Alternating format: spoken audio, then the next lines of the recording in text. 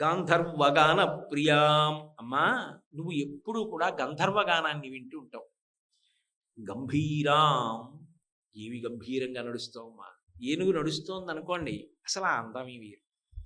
ఏనుగు కాలు తీసి కాలు వేస్తూ ఉంటే, అది నడిచి వెడుతుంటే అందరు అలా చూస్తారు. కుంజరగమనే అంటారు ముత్తుస్వామి దీక్షితారు వారు. ఎందుకనంటే వాళ్ళందరూ అనుభవించిన వాళ్ళు. కంచిలో కామాక్షి పరదేవత శుక్రవార మంటపానికి వస్తుంది, వచ్చి నడుస్తుంది. అప్పుడే మూకశంకరుల్ని అనుగ్రహించి అందరూ పెద్దలు అనుభవించారు ఆ తల్లి నడుస్తుండగా. జుబుకేశ్వరంలో వరదన్ అని చెప్పి ఒక వంటలవాడు వంటంతా చేసి కాళ్ళు దాపు కూర్చున్నాడు. మహానైవేద్యం సమయం అయింది. అమ్మవారు తెల్లటి చీర కట్టుకుని వెళ్ళిపోతుంది. వాడు ఏదో పాపం అప్పటిదాకా వంట చేసి అలిసిపోయి 2 చేతులు ఇలా వెనక్కి పెట్టి కాళ్ళు దాపుకుని ఇలా కూర్చున్నాడు. కూర్చుని ఉండగా ఆవిడ వెళ్ళిపోతూ కనపడింది. నోరు తెరిచి అలా ఉండిపోయాడు. ఆవిడ తాంబూల చరవణం చేస్తుంది. ఆవిడ భోజనం చేశాక తాంబూల చరవణం చేయదు, ఎప్పుడూ తాంబూల చరవణం చేస్తుంది. ఆవిడ తాంబూల చరవణం ఎప్పుడు చేస్తుందని అడిగారు ఒకసారి కంచికామకోటి పీఠాధిపతులు చంద్రశేఖరేంద్ర సరస్వతి మహాస్వామి గారు. ఆ ప్రశ్న వెయ్యగానే ఆయన కొంతసేపు సమాధిలోకి వెళ్ళిపోయారు. కొంతసేపు ధ్యానంలోకి వెళ్ళిపోయి పెద్ద నవ్వు నవ్వి ఎప్పుడూ చేస్తూ ఉంటుంది. వాళ్ళు అనుభవించిన వాళ్ళు కాబట్టి ఆ తల్లి తాంబూలపు పిడచ తీసి పెట్టింది. ఆయన వంటలు చేసేవాడు. ఆయన నోటి వెంట నల్లమబ్బులోంచి వర్షం ఎలా పడుతుందో అటువంటి కవిత్వం వచ్చింది. కాలమేఘన్ అన్న పేరుతో కవిత్వం చేశాడు. ఆ తల్లి అలా అనుగ్రహించగలిగినటువంటి తల్లి కనుకనే గంభీరాం గజగామినీం ఆవిడ నడక అలా ఉంటుంది. అది ఊపిరిని నియంత్రించి ప్రాణాయామంలో యోగులైనటువంటి వారు ఆ తల్లి పాదపద్మములు, ఆ నడకలు, వాటిని ఉపాసన చేసి ఆనంద భాష్పాలు కందుల వెంట కారిపోతూ ఉండగా పరమానందాన్ని పొందుతారు. భగవత్పాద శంకరులు భ్రమరాంబాష్టకాన్ని చేసి మనకి 9 శ్లోకాలు ఇచ్చారు. అందులో నిన్నటి రోజున శ్రీనాథాధృత పాలిత త్రిభువనాం శ్రీచక్ర సంచారిణీం గానాసక్త మనోజ్ఞ యౌవనల సద్గంధర్వ కన్యావృతాం దీనానామతి వేలభాగ్య జననీం దివ్యాంబరాలంకృతాం శ్రీశైలస్థలవాసినీం భగవతీం శ్రీమాతరం భావయే. ఆ శ్లోకం మీద వ్యాఖ్యానాన్ని భగవతి పలికించినంత మేర పలికి ఉన్నాను. లావణ్యాధిక భూషితాంగలతికాం లాక్షాల సద్రాగిణీం అంటారు. లావణ్యాధిక భూషితాంగలతికాం, ఆ తల్లి లావణ్యము చేత శోభిస్తున్నటువంటి ఒక తీగ వంటి శరీరము కలిగినది. లాక్షాల సద్రాగిణీం, కరిగినటువంటి లక్క ఎలా ఉంటుందో అంతటి ఎర్రని వర్ణము కలిగినది. ఈ శ్లోకం దగ్గరికి వచ్చేటప్పటికీ శంకర భగవత్పాదులు అమ్మవారి యొక్క రంగు గురించి మాట్లాడుతున్నారు. ఎర్రని రంగులో ఉన్న తల్లి అని మాట్లాడుతున్నారు. ఎర్రని రంగులో ఉన్న తల్లి అనేటప్పటికే మనకి వెంటనే జ్ఞాపకానికి వచ్చేటటువంటి రూపం, జ్ఞాపకానికి వచ్చేటటువంటి నామం ఒకటి ఉంటుంది. అది శంకర భగవత్పాదుల యొక్క కవిత్వంలో ఉండేటటువంటి ప్రజ్ఞ ఏమిటంటే మెల్లమెల్లగా సూచనలు ఇస్తూ మనకి మానసికంగా ఒక కుంచి చేతికిచ్చి బొమ్మ గీస్తారు. ఆమె ఎవరు అన్నది పేరేం చెప్పరు. కొన్ని శ్లోకాల్లో స్పష్టంగా చెప్తారు. ఏదో కామాక్షీం అంటారు, కామేశ్వరీం, కామినీం, భ్రమరాంబికాం అంటారు. కొన్ని శ్లోకాల్లో అలా ఏం చెప్పరు.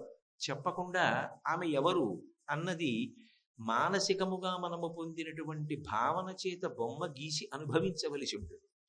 సరిగ్గా అందుకోలేకపోతున్నామేమో అంటే చాలా తొందరగా గుర్తుపట్టడానికి వీలైనటువంటి సంకేతాన్ని ఒకదాన్ని అందిస్తారు. ఈ శ్లోకం దగ్గరికి వచ్చేటప్పటికీ లావణ్యాధిక భూషితాంగలతికాం, విశేషమైనటువంటి లావణ్యము కలిగినటువంటి పూల తీగ వంటి శరీరము కలిగినది. లాక్షాల సద్రాగిణీం, కరిగించినటువంటి లక్క ఎలా ఉంటుందో అంతటి ఎర్రని వర్ణము కలిగినటువంటిది. సేవాయాత సమస్త దేవమనిత సీమంత భూషాన్వితాం, ఆమె యొక్క పాదముల దగ్గరికి వచ్చి నమస్కరించేటటువంటి ఎందరో దేవతా స్త్రీల యొక్క శరీరము యొక్క చివరి భాగమైన శిరస్సునకు అలంకరింపబడినటువంటి కిరీటములోని మణుల యొక్క కాంతుల చేత ప్రకాశిస్తున్న పాదములు కలిగినది కన్యాపు. అలాగే భావోల్లాస వశీకృత ప్రియతమాం, తన యొక్క అనురాగము చేత భర్తని వశము చేసుకున్నది. అక్కడ వరకు చెప్పారు. ఇంకా ఎవరో పట్టుకోలేదా పేరు? ఆ పేరుతో ప్రకాశించిన తల్లిని పట్టుకోలేకపోయావా అని ఇంకొంచెం తొందరగా పట్టుకోవడానికి వీలైన సంకేతం ఇచ్చారు. భండాసురచ్చి దీనీం, భండాసురుణ్ణి సంహరించిన అమ్మ. శ్రీశైలస్థలవాసినీం భగవతీం శ్రీమాతరం భావయే అంటే తత్వతః లలితమ్మకి భ్రమరాంబకి ఏ భేదము లేదు సుమ. లలితాపరాభట్టారికా స్వరూపము ఏది ఉన్నదో అదే భ్రమరాంబా స్వరూపమై ఉన్నది. అంతేకాని అమ్మవారు అనేకమైనటువంటి రూపములను స్వీకరిస్తుంది. ఆమె గుణములను ఆవిష్కరించినప్పుడు అనేకమైన పేర్లు పొందుతుంది. అంత మాత్రం చేత తత్వతః వస్తువులో భేదమున్నది అని కాదు. ఆమె ఎప్పుడూ అమ్మయే. కానీ దేవతల యొక్క సంరక్షణార్థం, రాక్షసుల యొక్క పీచమణిచి ధర్మాన్ని నిలబెట్టడం కోసం ఆమె అనేకమైన రూపములను ధరించి వస్తూ ఉంటుంది. లలితాస్వరూపమే భ్రమరాంబాస్వరూపము సుమా అని చెప్పడానికి ఇవాళ లావణ్యాధిక భూషితాంగలతికాం లాక్షాలసద్రాగిణీ ఎరుపు వర్ణం గురించి మాట్లాడుతున్నారు. ఇందులో మొదట లావణ్యం గురించి మాట్లాడారు. తర్వాత ఇక స్పష్టంగా ఆమె శరీరమునకు ఉండేటటువంటి రంగు యొక్క కాంతిని చెప్పారు. లాక్షాలసద్రాగిణీ. ఇందులో మీరు గమనిస్తే ప్రధానంగా ఆయన అమ్మవారి యొక్క శరీర కాంతి ఎర్రగా ఉంటుంది అని ప్రతిపాదిస్తున్నారు. ఎరుపు అనేటప్పటికే మనందరం లలితా స్వరూపాన్ని జ్ఞాపకానికి తెచ్చుకుంటాం. అరుణ కరుణాం తరంగితాక్షీం ధృత పాశాంకుశ చాపబాణ హస్తాం అని ఆ తల్లి ఎర్రటి వర్ణం కలిగినటువంటి బట్ట కట్టుకుని ఎర్రటి రంగులో ఉంటుంది అని. అయితే ఈ ఎరుపు అనేటటువంటిది లలితాపరాభట్టారికా స్వరూపం విషయంలో ఆమె శరీరమునకు సంబంధించినటువంటి వర్ణమే అది అనుకుంటే దానిని ఇంత కీర్తించవలసిన అవసరం ఏమి ఉండదు. ఒక్కొక్కళ్ళకి ఒక్కొక్క రంగు ఉంటుంది. అది యువతలవాడికి నచ్చింది అనుకోండి, అబ్బా ఎంత మంచి రంగు అంటారు. ఆయన ఎంత తెల్లగా ఉన్నారోనండి అని ఒకళ్ళు అనొచ్చు. ఆయన ఎంత నల్లగా ఎంత బాగున్నారు అని ఒకళ్ళు అనొచ్చు. ఆయన ఏదో రెండు రంగులు కాదు, రెండు రంగులు కలిసినటువంటి చామనఛాయ రంగులో ఎంత బాగున్నారు అని ఒకళ్ళు అనొచ్చు. అది యువతల వారికి నచ్చడాన్ని బట్టి ఉంటుంది కానీ అవతల వాళ్ళ రంగు బట్టి ఏమి ఉండదు నిజానికి. కానీ అమ్మవారి విషయంలో కూడా ఆవిడ శరీరానికి ఒక రంగు ఉండి ఆ రంగు యథార్థముగా అలాగే ఉండి ఎప్పుడూ ఆ రంగుతోనే ఉంటుంది అంటే మీరు చూడండి. ఇదే స్తోత్రంలో శంకరాచార్యుల వారు ఒకసారి అన్నారు ధారాధరశ్యామలాం అన్నారు. నల్లటి మబ్బు ఎలా ఉంటుందో అటువంటి నల్లటి వర్ణం ఉన్నది అన్నారు. ఇంకొకసారి అన్నారు కర్పూరాగరు కుంకుమంకిత కుచాం కర్పూర వర్ణస్థితాం అన్నారు. కర్పూరం ఎలా ఉంటుందో అటువంటి తెల్లని వర్ణము కలిగినది అన్నారు. అంటే అసలు ఆవిడ వర్ణం ఏమిటి? ఆవిడ తెల్లగా ఉందా, నల్లగా ఉందా, ఎర్రగా ఉందా? ఈ తెలుపు నలుపు ఎరుపు నిజానికి దేనికి సంకేతాలు అంటే సృష్టికి స్థితికి లయానికి సంకేతాలు. అంటే ఆమె పరబ్రహ్మస్వరూపిణి అని చెప్పడానికి. ఇప్పుడు అది ఎలా ఏ రంగులో ఉంది అన్నారు అనుకోండి, తెల్లగా ఉందండి అన్నారు అనుకోండి, మళ్ళీ ఆగి కాదు కాదు నల్లగా ఉందండి అన్నారు అనుకోండి, కాదు కాదండి ఎర్రగా ఉందండి అన్నారు అనుకోండి, అంటే అది కాసేపు తెల్లగా మళ్ళీ వెంటనే ఎర్రగా ఆ కాసేపట్లోనే నల్లగా కనపడుతోంది అనుకోండి, అది తెచ్చుకుంటోంది తప్ప నిజానికి ఆ రంగులు ఏవీ దనివికో. అది నిజంగా ఒక రంగుతోనే ఉంటే ఇంకొక రంగులోకి మారే అవకాశం లేదు. అంటే నిజానికి ఆవిడికి ఏ రంగు లేదు. ఆవిడ అన్ని వర్ణాలకు అతీతురాలు. మరి ఎర్రటి వర్ణంలో ఆవిడ ఉంటే దాని వలన ఆమెకు ప్రయోజనం అనుకోండి. ఆవిడ ఎర్రగా ఉందండి అన్నారు అనుకోండి, ఏమిటి ఆవిడికి ప్రయోజనం దానివల్ల? ఆవిడికి నిజానికి ఒక రంగుతో ఉండవలసిన అవసరం ఏం లేదు. కాళీ అని పేరు పెట్టుకుని నల్లటి పిల్ల అని అనిపించుకుంది. నారాయణి అన్న పేరుతో నల్లగా ఉంది. శారద తెల్లగా ఉంది. సరస్వతి తెల్లగా ఉంది. లలిత ఎర్రగా ఉంది. అయితే ఈ ఎరుపు, తెలుపు, నలుపు మనం పెట్టుకుని ఆమె ఈ రంగులో ఉంటుందని చెప్పడానికేనా?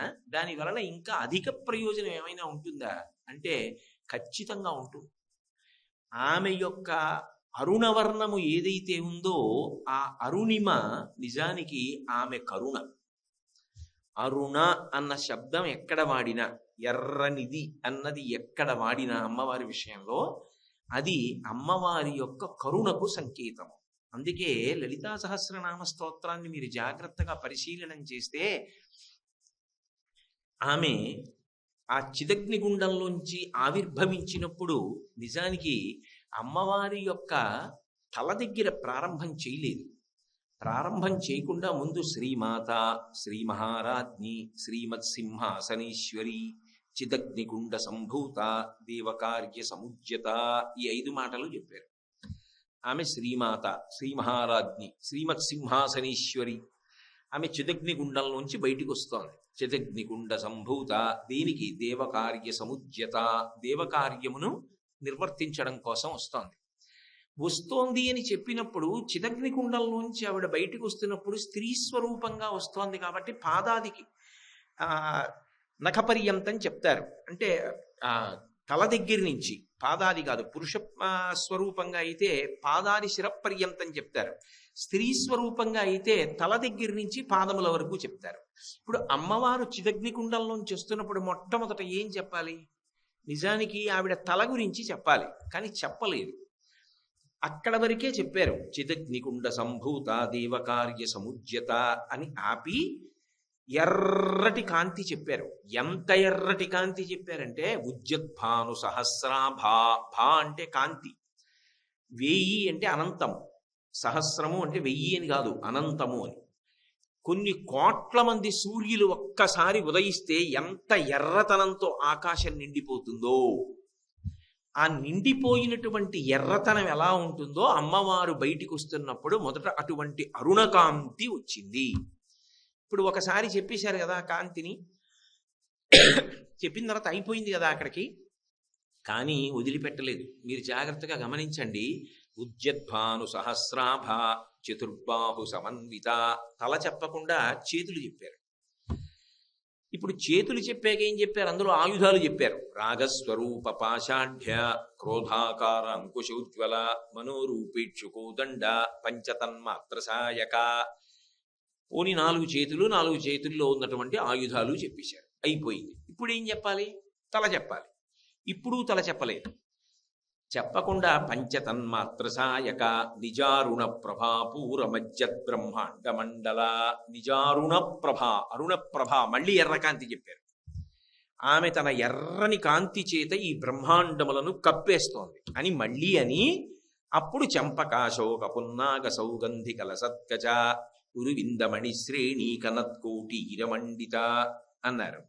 అంటే మీరు కొంచెం జాగ్రత్తగా పరిశీలనం చేస్తే అమ్మవారి యొక్క 4 చేతులు, చేతులలో ఉన్నటువంటి ఆయుధములను చెప్పడానికి ముందు ఎరుపు కాంతి చెప్పారు. 4 చేతులు 4 ఆయుధాలు చెప్పిన తరువాత ఎరుపు కాంతి చెప్పారు.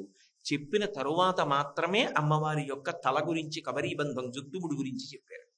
వ్యాసుల వారు ఎందుకు ఆ క్రమాన్ని పాటించినట్టు? ఎందుకు చేతుల గురించి చెప్పినప్పుడు 2 వైపులా ఎరుపు కాంతి నుంచి తర్వాత తల దగ్గరికి వెళ్ళారు. ఆ తల దగ్గరికి వెళ్ళిన తర్వాత ఇంకా మళ్ళీ ఎక్కడా మధ్యలో అరుణకాంతి గురించి మాట్లాడాల, పాదాల వరకు వెళ్ళిపోయారు. నాకది ఇది సంచన్న నమజ్జన తమోగుణ అని.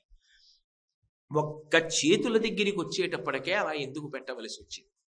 తల ముందు చెప్పకుండా చేతులు, ఆయుధాలు ఎందుకు చెప్పారు అంటే క్రియాశక్తి అన్నాం. క్రియాశక్తి అంటే చేసేటటువంటి పని యొక్క శక్తి. అమ్మవారి యొక్క క్రియాశక్తే నిజానికి పరమకారుణ్యంతో ఉంటుంది. అది ఆవిడ యొక్క అరుణిమ, అది ఆవిడ యొక్క ఎరుపు.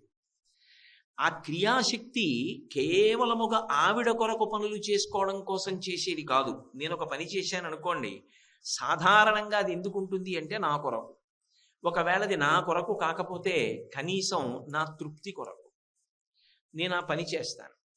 అమ్మవారు ఒక పని చేసింది అనుకోండి, ఆవిడ నా కొరకు, నా తృప్తి కొరకు ఉండదు, బిడ్డల కొరకు, జగత్తు కొరకు, బ్రహ్మాండముల కొరకు చేస్తుంది. ఆమె యొక్క సహజమైన ఆ ప్రేమ ఉన్నదే బ్రహ్మాండములను ఉద్ధరించాలి, జీవుల్ని ఉద్ధరించాలనేటటువంటి ఆ రాగము, ఆ ప్రేమ ఏది ఉన్నదో దానిని ఎరుపు చేత సంకేతిస్తారు. దయ, ప్రేమ, క్రియాశక్తి, విశేషమైనటువంటి వాత్సల్యము, రాగము, అది అందున ప్రత్యేకించి శృంగార సంబంధమైనటువంటి ప్రేమని ఎరుపు రంగుతోటే సంకేతిస్తారు. ఇవన్నీ ఎరుపుతో సంకేతిస్తారు. అటు ఇటు ఎరుపు పెట్టి చేతులు ఆయుధాలు ఎందుకు చెప్పారు అంటే ఆమె యొక్క క్రియాశక్తి వైభవాన్ని చెప్తున్నారు. ఏమిటి ఆమె యొక్క క్రియాశక్తి అంటే ఆయుధములకు తమంత తాముగా గొప్ప కాదు, ఆమె చేతితో పట్టుకున్నది కాబట్టి ఆ ఆయుధములకు గొప్ప. సుదర్శన చక్రము విష్ణు పరమాత్మ యొక్క చేతి చేత ధరింపబడినది కాబట్టి ఆయన శక్తిని అది పొంది ముందుకెడుతోంది అని ప్రతిపాదించవలసి ఉంటుంది. అమ్మవారి చేతితో ఒక అంకుశాన్ని పట్టుకుంది కాబట్టి అంకుశం అంత గొప్పదైపోయిందని చెప్పకూడదు. అంకుశమునందు అమ్మవారి శక్తి ప్రవేశించి అంకుశముగా పనిచేస్తోంది. ఆవిడ చేతితో పట్టుకున్న పాశము కనుక ఆమె శక్తి అందులోకి ప్రవేశించి అది ఒక ఉపకారాన్ని చేస్తోంది. ఆవిడ ఏం పట్టుకుంది అంటే 4 చేతులలో రాగస్వరూప పాశాఢ్య, రాగస్వరూపమైన పాశాన్ని పట్టుకుంది. అందుకే శంకరులు పాదాన్ని పూర్తి చేసేటప్పుడు జ్ఞాపకం చేయడం కోసమే నేను కేవలం ఎరుపు మాట్లాడటం లేదు, గుర్తుపెట్టుకోండి అని చెప్పడానికి లాక్షాల సద్రాగిణీం, ఆ రాగిణీం రాగ సంబంధం వేశారు అక్కడ. రాగస్వరూప పాశాఢ్య క్రోధాకారు అంకుశోజ్వల. ఆవిడికి ఒక చేతిలో పాశం ఉన్నది, ఒక చేతిలో అంకుశం ఉన్నది, ఒక చేతిలో చిరుకుతో చేయబడినటువంటి ధనస్సు ఉన్నది, ఒక చేతిలో 5 పుష్పబాణములు ఉన్నాయి. ఈ 4 పట్టుకునుంది. ఇప్పుడు ఈ 4 పట్టుకుని ఉన్నది అంటే అవి ఆమె యొక్క పనికి పనిముట్లు. ఒక ఆయన ఉలి పట్టుకుని ఉన్నాడు అనుకోండి, ఆయన శిల్పం చెక్కుతాడని గుర్తు. ఒక ఆయన కుంచె పట్టుకున్నాడు అనుకోండి, ఆయన చిత్రం గీస్తాడని గుర్తు. అలా ఆమె ఈ 4 పట్టుకున్నది దేనికి అంటే జీవుల యొక్క ఉద్ధరణ కొరకు. జీవులను పాడు చేసే మొదటిది ఏది? ఎరుపే పాడి చేస్తుంది. ఏ ఎరుపు? రాగము పాడి చేస్తుంది. రాగము గొప్ప బంధనము. వేదాంత శాస్త్రంలో ఒక మాట అంటారు, వస్తువు సత్యము కానప్పుడు ఆ వస్తువు మీద నువ్వు నిరతిశయమైన ప్రేమ పెట్టుకున్నా ఆ వస్తువు దుఃఖమునకే కారణమవుతుంది. ఎందుకంటే అది జగత్తు ఎందు శాశ్వతం కాదు కాబట్టి అది ఒకప్పుడు వెళ్ళిపోతుంది. నాకు బొమ్మ అంటే చాలా ఇష్టం అనుకోండి, ఆ బొమ్మ ఎప్పుడైనా చేజారి పగలచ్చు. అప్పుడు నేను శోకిస్తాను, అయ్యో ఆ బొమ్మ పగిలిపోయింది అని. ఆ బొమ్మకి ప్రాణం ఉందనుకోండి, ఏ కారణం చేతనైనా నేను కనపడకుండా పోయాను అనుకోండి, ఆ బొమ్మ నన్ను ఇంతగా ప్రేమించిన వాడు కనపడటం లేదని బాధపడవచ్చు. రాగం ఎక్కడున్నదో ఆ రాగము శోకమునకు కూడా కారణమవుతుంది. దానికి ఏమైనా చిన్న తేడా వచ్చింది అనుకోండి, చాలా బాధపడిపోతాడు. రాగము ఎక్కడ ఉన్నా కూడా చాలా సంతోషంగా అనిపిస్తుంది. రాగము అంటే అనురాగము, ప్రేమ. మనం ఒక వస్తువు మీద తాదాత్మ్యత పొందాం అనుకోండి, ఇది నాది, ఇది నాది, ఇది నాది అని భ్రాంతి పెట్టుకుని ఈ వస్తువు నాది అనేటటువంటి గొప్ప సంతోషాన్ని మనసులో పెట్టుకుంటే ఆ కారణం చేత ఏమవుతుంది అంటే ఆ వస్తువు నాది అని నేనంటాను, కానీ ఆ వస్తువు మాత్రం ఎప్పుడు నేను నీవాడను అని అనదు. నా ఇల్లు ఉంది, ఈ ఇల్లు నాది అంటాను, ఆ ఇల్లు మాత్రం ఎప్పుడు నేను కోటేశ్వరరావు గారికి సంబంధించిన దాన్ని అందం. ఈ కలం నాదంటాను, ఇది కోటేశ్వరరావు గారి కలం అని ఆ కలం అందం. అలా నేను ఎన్ని మాటలు అంటున్నానో అన్ని మాటలు వశపడుతున్నాను వాటికి. విశేషించి రాగము శోకమునకు కారణము. పైగా జగత్తు యందు శాశ్వతము కాని వస్తువుల పట్ల పెట్టుకున్నటువంటి రాగము ఏ విధంగానూ కూడా అభ్యున్నతికి కానీ జీవుడి యొక్క ఉద్ధరణకు కానీ హేతువు అయ్యే అవకాశం ఉండదు. అందుకే ఆవిడ ఏం చేస్తుందంటే రాగము లేకుండా బ్రతకడం ఎలా? ఏమంటే మరి ప్రేమ లేకుండా ఎలా బ్రతుకుతాం? భార్య మీద ప్రేమ ఉండదా? తల్లి మీద ప్రేమ ఉండదా? తండ్రి మీద ప్రేమ ఉండదా? కొడుకు మీద ప్రేమ ఉండదా? ఎవరి మీద ప్రేమ ఉండదు? ప్రేమ లేకుండా ఎలా బ్రతుకుతావు అంటే ఆమె రాగమును ఉంచుతుంది, కానీ లోపల ఒక మార్పు తీసుకొస్తుంది. అది బంధనమునకు గురి కాకుండా చూసుకుంటుంది. ఏ మార్పు తీస్తుంది అంటే వాడు ఏది అనుభవించనివ్వండి, ఏది జరగనివ్వండి, ఇది ఈశ్వరానుగ్రహం చేత నాకు సంప్రాప్తమైందంట. ఇది ఈశ్వరుడి ఇల్లు, ఈశ్వరుడు కట్టాడు. నువ్వు ఇప్పుడు ఇందులో ఉండు, కొన్నాళ్ళు ఈ పెద్దింట్లో ఉండు అన్నాడు. ఆయన ఏదో నన్ను ఎందుకో ఇక్కడికి తీసుకొచ్చాడు, ఆయనది ఇల్లు. ఎందుకు బంధిస్తుంది? పైకి చెప్పక్కర్లేదు అస్తమానం, అలాగా లోపల భావన చేస్తాడు. ఇది ఈశ్వరుని యొక్క గృహం. భార్య ఈశ్వరానుగ్రహం, అనుకూలవతి. కొడుకు ఈశ్వరానుగ్రహం. ఈశ్వరుడి సొత్తు నాకు ఇచ్చాడు, రేయ్ చక్కగా వీడి వలన సంతోషాన్ని పొందిన ఆయన ఇచ్చాడు. ఇప్పుడు ప్రధానముగా నీ రాగము ఎవరి మీద పడిపోతుంది అంటే భగవంతుడి మీద పడుతుంది. భగవంతుడి మీద రాగము పడితే ఆ రాగము బంధనమునకు కారణము కాదు, విడుదలకు కారణం. ఇదే సంసారమనందు ఉంటావు, కానీ దేని చేత బంధింపబడకుండా ఉంటాడు. అంటే ఉద్ధరణ హేతువై నిలబడుతుంది ఆవిడ. అందుకే కొందరు రాటుని పోటుని తట్టుకుని నిలబడతారు. దేనికి నిలబడతారు అంటే, వచ్చిన ఆవిడ అనుగ్రహం, రాకపోయినా ఆవిడ అనుగ్రహం, ఉన్నది పోయినా ఆవిడ అనుగ్రహం, ఈ వయసుకి ఇది అవసరమేమో అందుకు తీసేసిందేమో అంటాడు. అది అలా తీసేస్తే నేను బాగుపడతానులో, అందుకు తీసేసిందిలా ఉందంటాడు. వాడు అన్నిటినీ ఈశ్వరుడు యందు ఆపాదిస్తాడు. నిన్ను సేవింపక నాపదల్పొడమని, నిత్యోత్సవం బబ్బని, జనమాతృండనని, సంసార మోహంబు పైకొనని, జ్ఞానము గల్గని, గ్రహగతులు కుందింపని, వీలుగుచ్చిన రాణి, అవి నాకు భూషణములే శ్రీకాళహస్తీశ్వర. కాబట్టి రాగస్వరూప పాషాఢ్య, రాగము ఎరుపు. ఆమె ఆ ఎరుపు నుంచి ఏ ఎరుపుకెత్తుతోందంటే కరుణతోటి. ఈ అరుణ కరుణయ్యి ఆ తల్లి ఈశ్వరుని వైపుకి నడిపిస్తుంటుంది. అలాగే క్రోధాకార అంకుశోజ్వల, కోపము ఒకసారి వచ్చేసింది అనుకోండి, ఇంకా ఎంత పెద్దదైపోయి పట్టుకుంటుంది అంటే అది చెప్పడం కష్టం. అందుకే అంకుశాన్ని ప్రయోగించారు అక్కడ. ఉన్న ప్రాణులన్నిటిలో పెద్ద ప్రాణి ఏనుగు. ఏదైనా పెద్ద చెప్పాల్సి వచ్చింది అనుకోండి, ఏనుగంత ఉందండి అంటారు. కోపం వస్తే ఎంత వస్తుంది అంటే ఏనుగంత కోపం, అంటే పెద్ద కోపాలు ఇటిటిటిటే పెరిగిపోతాయి. కాబట్టి దాన్ని ఏం చేస్తుంది ఆవిడ అంటే, కోపము వలన పతనము చెందుతావురా, కోపానికి నిగ్రహం అవసరం. ఎక్కడ తప్పు జరిగిందో అక్కడ దిద్దడం వరకే కోపం, అది దాటి ఇక మనసులో ఉండకూడదు. కాబట్టి అది ఏం చేస్తుంది అంకుశం, ఇంత పెద్ద ఏనుగు యొక్క కుంభస్థలం మీద మావటి పొడిస్తే ఆ బాధ తట్టుకోలేక ఏనుగు వశపడిపోతుంది. కోపమనబడేటటువంటి ఏనుగు అంకుశము చేత పొడవబడుతుంది. అంటే ఇప్పుడు కోపం మీద కోపం వస్తుంది. ఇన్నాళ్ళు అన్నిటి మీద కోపడేవాడు, ఇప్పుడు కోపము ద్వేషము, అనురాగమునకు వ్యతిరేక పదం. కాబట్టి అది కూడా ఒక ఎరుపే. ఇప్పుడు అంటాడు, ఏమిటి నాకు ఈ దిక్కుమాలిన కోపం, అస్తమానం అందరి మీద కోపంటమే, ఇలా ఉండకూడదు. నాకు కోపం వస్తే దాన్ని వ్యవస్థలోని సమస్యని చక్కబెట్టడానికి ఉపకరణంగా నా కోపాన్ని వాడాలి తప్ప నా కోపమునకు నేనే వశపడిపోకూడదు అని కోపం మీద కోపం పొందుతాడు. క్రోధాకార అంకుశోజ్వల, కోపాన్ని నియంత్రించుకుని పాడవకుండా చూసుకుంటాడు. రాగము కామము, క్రోధము మరొక శత్రువు. కామక్రోధముల రెండిటినీ అణచడానికి ఆమె రాగస్వరూప పాషాఢ్య. ఇప్పుడు అన్నిటికీ భగవంతుణ్ణి తలుచుకుంటుంటే అది పాశమే. యమపాశము, కామపాశము, కర్మపాశము, భక్తిపాశము, ఇవన్నీ పాశాలే. ఆవిడ చేతిలో ఉన్నది భక్తిపాశం. రాగపాశం విప్పేసి భక్తిపాశం వేసి లాగుతుంది దగ్గరికి. తాడు కట్టి లాగుతున్నారు అనుకోండి, ఎవరు లాగుతున్నారో వాళ్ళ దగ్గరికి వెళ్ళిపోతారు. ఆమె భావనలన్నీ ఈశ్వరుడి వైపుకి తిప్పుతుంది. తిప్పినప్పుడు ఏమవుతుందంటే, ఏది జరగనివ్వండి ఈశ్వరానుగ్రహం అంటూ ఆ లాగి ఆవిడ చరణసీమ దగ్గరికి లాక్కుంటుంది.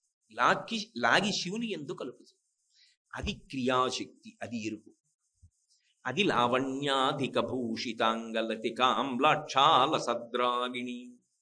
కాబట్టి రాగస్వరూప పాషాఢ్య క్రోధాకారాంకుశోజ్వల మనోరూపేక్షుకోదండ పంచతన్మాత్ర శాయక. చెరుకు విల్లు పట్టుకునేటటువంటి వాడు మన్మధుడు పట్టుకుంటాడు.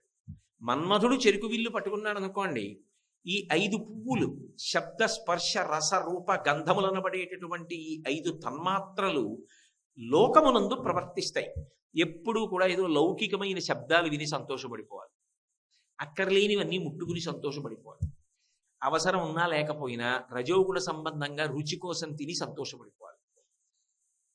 వాసన ఏదో తన ప్రీతి కొరకు చూసి ఆనందపడిపోవాలి. శబ్ద స్పర్శ రస రూప తనకిష్టమైంది కాబట్టి అవతల వాళ్ళ బాధతో సంబంధం లేకుండా చూస్తూ ఉండాలి. రస రూప గంధ ఈ 5 తన్మాత్రలు మన్మధుడి చేతిలో చెరుకు విల్లు ఉన్నంతసేపు బంధనమునకు కారణమవుతాయి. అవియే ఆవిడ తీసుకుంటుంది. ఏవి మన్మధుడి చేతిలో ఉంటాయో అవి ఆయన చేతిలో ఉన్నంతసేపు బంధమహేతువు. ఆవిడ చేతిలోకి వచ్చి పట్టుకుందనుకోండి, ఆవిడ అదే శబ్దం వింటూ ఉంటాడు, కానీ కాసేపు దీక్షితారు వారి కీర్తన వింటానంటాడు, కాసేపు అన్నమాచార్యులు వారి కీర్తన వింటాను, త్యాగరాజస్వామి వారి కీర్తన వింటాను, కాసేపు ఎక్కడైనా భజన జరుగుతుంటే వింటాను. అంటే భగవత్ సంబంధమైన విషయములను వినడమునందు అనురక్తి చూపిస్తాడు. లేదా సాధువాక్కులు మంచి మాటలు వింటాడు. అలాగే చూసినప్పుడు లోపల మనసులో పవిత్రత, బాహ్యమునందు చూసేటప్పుడు ఆ చూపులో ప్రతి దాంట్లో శిల్పిని చూస్తాడు.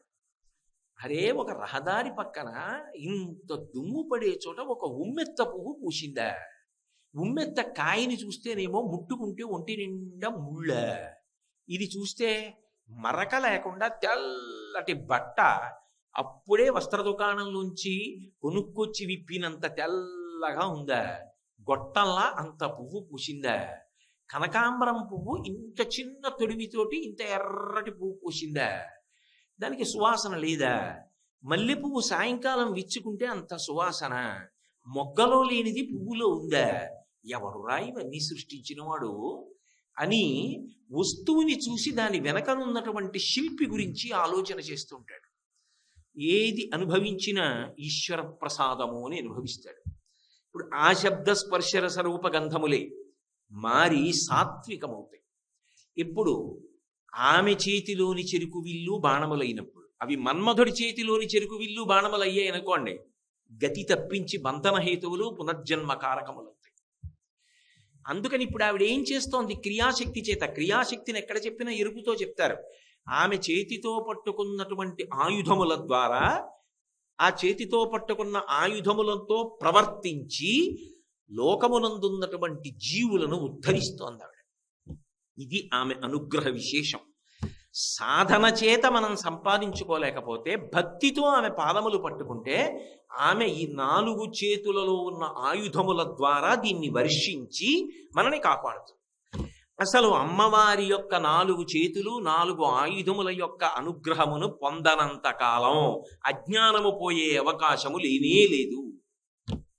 అందుకే చేతులు చెప్పడానికి ముందు ఉద్యద్భాను సహస్రాభ ఎరుపు, రాగస్వరూప పాషాఢ్య, క్రోధాకారాంకుశోజ్వల, మనోరూపేక్షుకోదండ, పంచతన్మాత్ర సాయక, మళ్ళీ 4 చెప్పాక మధ్యద్బ్రహ్మాండ మండల, ఏదో క్రోధస్వరూప పాషాఢ్య, క్రోధాకారాంకుశోజ్వల, మనోరూపేక్షుకోదండ, పంచతన్మాత్ర సాయక. అప్పుడు ఈ సమస్తమైనటువంటి బ్రహ్మాండములను కూడా ఆమె ముంచేస్తుంది ఎరుపులో, అంత ఎరుపు. ఇప్పుడు ఆ ఎరుపు దగ్గరికి వెళ్ళారనుకోండి, దానికి ఏమిటి అర్థం? ఇత పూర్వం తమోగుణంతో రజోగుణంతో నిండిపోయి మనుష్య జన్మ యొక్క వైభవాన్ని తెలుసుకోక లౌకికమైనటువంటి జీవితంలో గడిపేసి తాదాత్మ్యమును పొందినటువంటి వ్యక్తిని తిప్పుతుంది ఆవిడ. ఇది కాదురా నీ జన్మకి ప్రయోజనం, నీ జన్మకి ప్రయోజనం సత్వగుణం, నీలో మార్పు రావాలి. అది లేనప్పుడు మనుష్య జన్మ యొక్క వైభవం లేదు. ఈ మార్పు ఆమె వలన వస్తుంది. ఎందుకంటే ఆమె శక్తి స్వరూపిణి, ఆమె క్రియాశక్తి, అది అనుకూల్యతని ప్రసరిస్తుంది. అందుకని ఎరుపుతో మొదలుపెట్టి 4 చేతులు చెప్పిన తర్వాత, ఆయుధములు చెప్పిన తర్వాత మళ్ళీ ఎరుపు చెప్పి, ఇప్పుడు ఈ ఎరుపు చెప్పాక మధ్యద్బ్రహ్మాండ మండల, చంపకాశోక పున్నాగ సౌగంధికల సత్కచ. ఇప్పుడు అమ్మవారి యొక్క కబరీబంధం చెప్పారు. వెనక నుంచి చూస్తే తప్ప ఆవిడ యొక్క జుట్టుముడి కనపడదు. ఎందుకని అంటే శివలింగం అనుకోండి, అన్ని వైపులకి వెడతారు, చుట్టూ తిరిగి అభిషేకం చేస్తారు. వాడు ముందు నించుంటాడు, వాడు వెనక నించుంటాడు, ఉత్తరం నించుంటారు, దక్షిణం నించుంటారు, అభిషేకం చేసేస్తారు. సత్యోజాత అఘోర తత్పురుషమామదేవ ఈశాన బలన్న 5 ముఖములతో ఉంటాడు కాబట్టి. కానీ అమ్మవారి దగ్గరికి వచ్చిన కరచరణాదులతో ఉన్నటువంటి మూర్తి అయినా వెనక్కి వెళ్ళి పూజా చేయరు, వెనక్కి వెళ్ళి చూసే అవకాశం ఉంటుంది. కబరీబంధం చూడాలంటే అలా వెనక్కి వెడితే తప్ప కనపడదు. పైగా అది కిరీటంలోకి కొంత వెళ్ళిపోతుంది. అసలు కబరీబంధం చూడటం ఎందుకు? స్త్రీల యొక్క కబరీబంధం చూడడం మొహకారకం అవుతుంది కాబట్టి అలా ఎప్పుడు అటువంటి అనవసరపు ప్రయత్నాలు చెయ్యరు. మరి ఎందుకు అమ్మవారి కబరీబంధం చూడాలన్న కోరిక అంటే, అమ్మవారి కబరీబంధం చీకటి ఎలా ఉంటుందో అంత నల్లగా ఉంటుంది. అదేమిటండి, మరి ఎప్పుడో పుట్టింది కదా, ఆవిడ జుట్టు తెల్లబడదా అంటే, జుట్టు తెల్లబడింది అంటే కాలమునకు వశపడిపోయాడని గుర్తు. ఆవిడ జుట్టు తెల్లబడిపోతే ఆవిడ కాలమునకు వశపడిపోయిందని గుర్తు. ఆమె కాలాతీతురాలు. అందుకే ఆవిడ భర్త ఎప్పుడు యవ్వనంలో ఉంటాడు, ఆవిడ యవ్వనంలో ఉంటుంది. చిత్రం వటతరోర్మూలే వృద్ధా శిష్య గురుర్యువ గురోస్తు మౌనం వ్యాఖ్యానం శిష్యాస్తు చిన్న సంశయా. శివుడు యవ్వనం, అమ్మవారు యవ్వనం, నిత్య యవ్వన మదశాలిని. లలితా సహస్రంలో చదువుతున్నాం కదా. అందుకే ఆమె జుట్టు నల్లగా ఉంటుంది. బాగుందండి, నల్లగా ఉంది. ఒక విషయం తెలిసింది మాకు. ఎంత ఉంటుంది? చాలా పెద్దవారు అయిపోయి ఉంటారు కదా ఆవిడ. ఎప్పుడో కదా ప్రారంభమైంది ఆవిడ. అయినప్పుడు పెద్దవారు అయిపోయారు కాబట్టి జుట్టు అంతా ఊడిపోయి చిన్న ముడి ఉంటుందా? చంపకాశోక పున్నాక సౌగంధి గల సత్కచ. పువ్వులలో పెద్ద పెద్ద పువ్వులు ఏ ఉన్నాయో, సంపంగి పూలు అంటే సింహాచలం సంపంగి పూలు, ఓ పెద్ద దండ కట్టారు అనుకోండి, చిన్న కొప్పు ఉంటే ఎలా పెట్టుకుంటారు? అశోక పుష్పములు. ఇటువంటివన్నీ కూడా దండలు కట్టి ఆమె యొక్క కబరీబంధం మీద అలంకారం చెయ్యడానికి సరిపోయినంత పెద్ద కబరీబంధం. ఆవిడ నడుస్తుంటే నటభుజద్ధమ్మిల్ల బంధంబుతో అంటారు పోతన గారు. ఆవిడ నడుస్తూ ఇలా అంటే కొప్పు ఇటు తగిలి పైకి లేస్తుంది, ఇలా అంటే ఇటు తగిలి పైకి లేస్తుంది. అంత పెద్ద కొప్పు భుజముల వరకు ఉంటుంది. ఎందుకు ఆ కొప్పు ఎంత ఉంటే మనకెందుకు ఇంతకంత వర్ణన అంటే, సాధారణంగా నల్లటిది చూస్తే నల్లటిది పోయే అవకాశం ఉండదు. కానీ అమ్మవారి యొక్క నల్లటి కబరీబంధాన్ని దర్శనం చేస్తే నల్లటి అజ్ఞానము తొలగిపోతుంది. అందుకే సౌందర్యలహరిలో మిగిలిన శ్లోకాలన్నింటికీ శంకరాచార్యులు వారు శ్లోకం చివర ఫలశ్రుతి చెప్పారేమో కానీ, ఒక్క అమ్మవారి కబరీబంధం చెప్పినప్పుడు మాత్రం ప్రారంభంలోని ఫలశ్రుతి చెప్పి శ్లోకం చెప్పారు. ధునోతుధ్వాంతం నస్తులిత దళితేందీవరవనం ఘన స్నిగ్ధ శ్లక్షణం చికుర నికురంబం తవ శివి యదీయం సౌరభ్యం సహజముపలబ్ధం సుమనసో వసంతస్మిన్ మన్యే వలమథన మాటీ విటపినాం అన్నారు. సహజ సుగంధ భూయిష్టమై నల్ల కలువల తండం ఎలా ఉంటుందో అంత అందంగా దువ్వెన చేత దువ్వబడి ఆమె యొక్క జుత్తు ఉండి పెద్ద కబరీబంధంతో ఉంటుంది. ఆమె నల్లని జుత్తుతో కూడుకున్న కబరీబంధాన్ని ఎవడు మానసికంగా ధ్యానమనందు చూడగలుగుతున్నాడో వాడికి ధునోతుధ్వాంతం అజ్ఞానపు చీకట్లు విచ్చిపోతున్నాయి. అసలు ముందు రాగము, ద్వేషము, మనస్సు, పంచతన్మాత్రలు ఇవి వశపడకుండా అజ్ఞానము పోయి జ్ఞానము కలిగే అవకాశం ఎక్కడుంటుంది? అసలు ముందు లౌకికంగా తిరిగేవాడు భగవతి వైపు తిరగాలి. అందుకే మొదటి ఎరుపు. ఆమె యొక్క అనుగ్రహమును పొంది రాగస్వరూప పాషాఢ్యా క్రోధాకారాంకుశోజ్వల మనోరూపేక్షుకోదండ పంచతన్మాత్ర సాయక అనుగ్రహం పొందిన తర్వాత మళ్ళీ ఎరుపు. ఇప్పుడు ఈ స్థితిలో నిలబడినటువంటి వాడు కబరీబంధ దర్శనం చెయ్యగలడు. అందుకని కబరీబంధం చెప్పిన తరువాత అప్పుడు మళ్ళీ కిరీటం చెప్పి అప్పుడు అష్టమీ చంద్ర విభ్రాజ దళిక స్థల శోభిత, అక్కడి నుంచి ఇంకా ఆగకుండా పాదాల వరకు వెళ్ళిపోతారు. అమ్మవారి యొక్క ఆవిష్కరణమునందు ఆమె రూపము చిదగ్నికుండము నుండి ప్రభవించినటువంటి సమయంలో అటు ఇటు ఎరుపులు పెట్టి చేతులు ఆయుధాలు చెప్పడంలో ఆమె యొక్క క్రియాశక్తి వైభవాన్ని, ఆమె చేసేటటువంటి పనిలో చెయ్యి క్రియకి సంకేతం, ఆమె పట్టుకున్న ఆయుధములు క్రియకు సంకేతం. అవి ఆమె కొరకు పనులు చేసుకునే చేతులు కావు.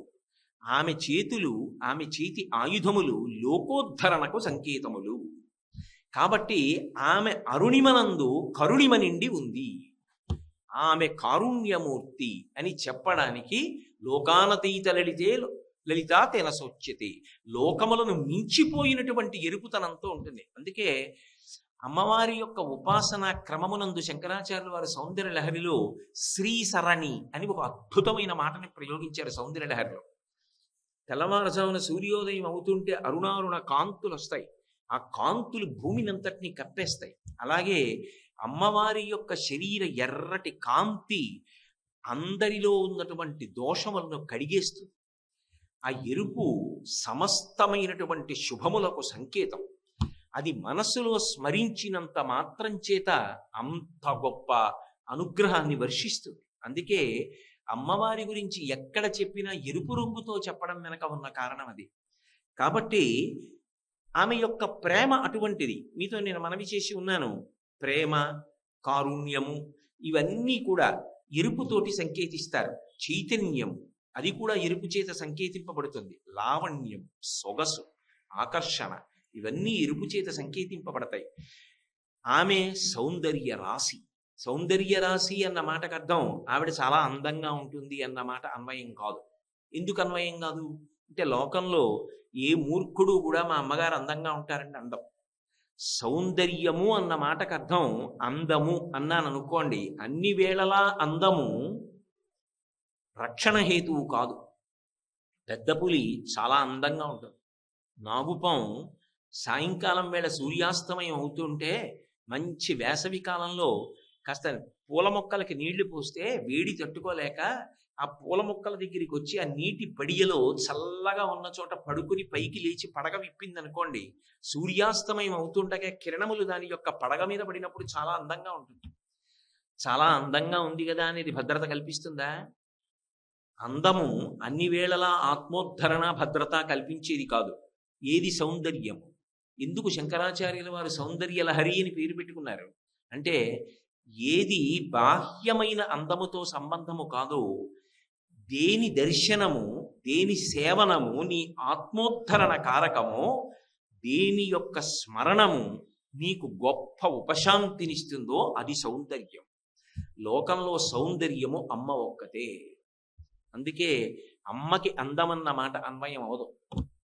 నేను ప్రత్యక్షంగా ఒకసారి చూశాను.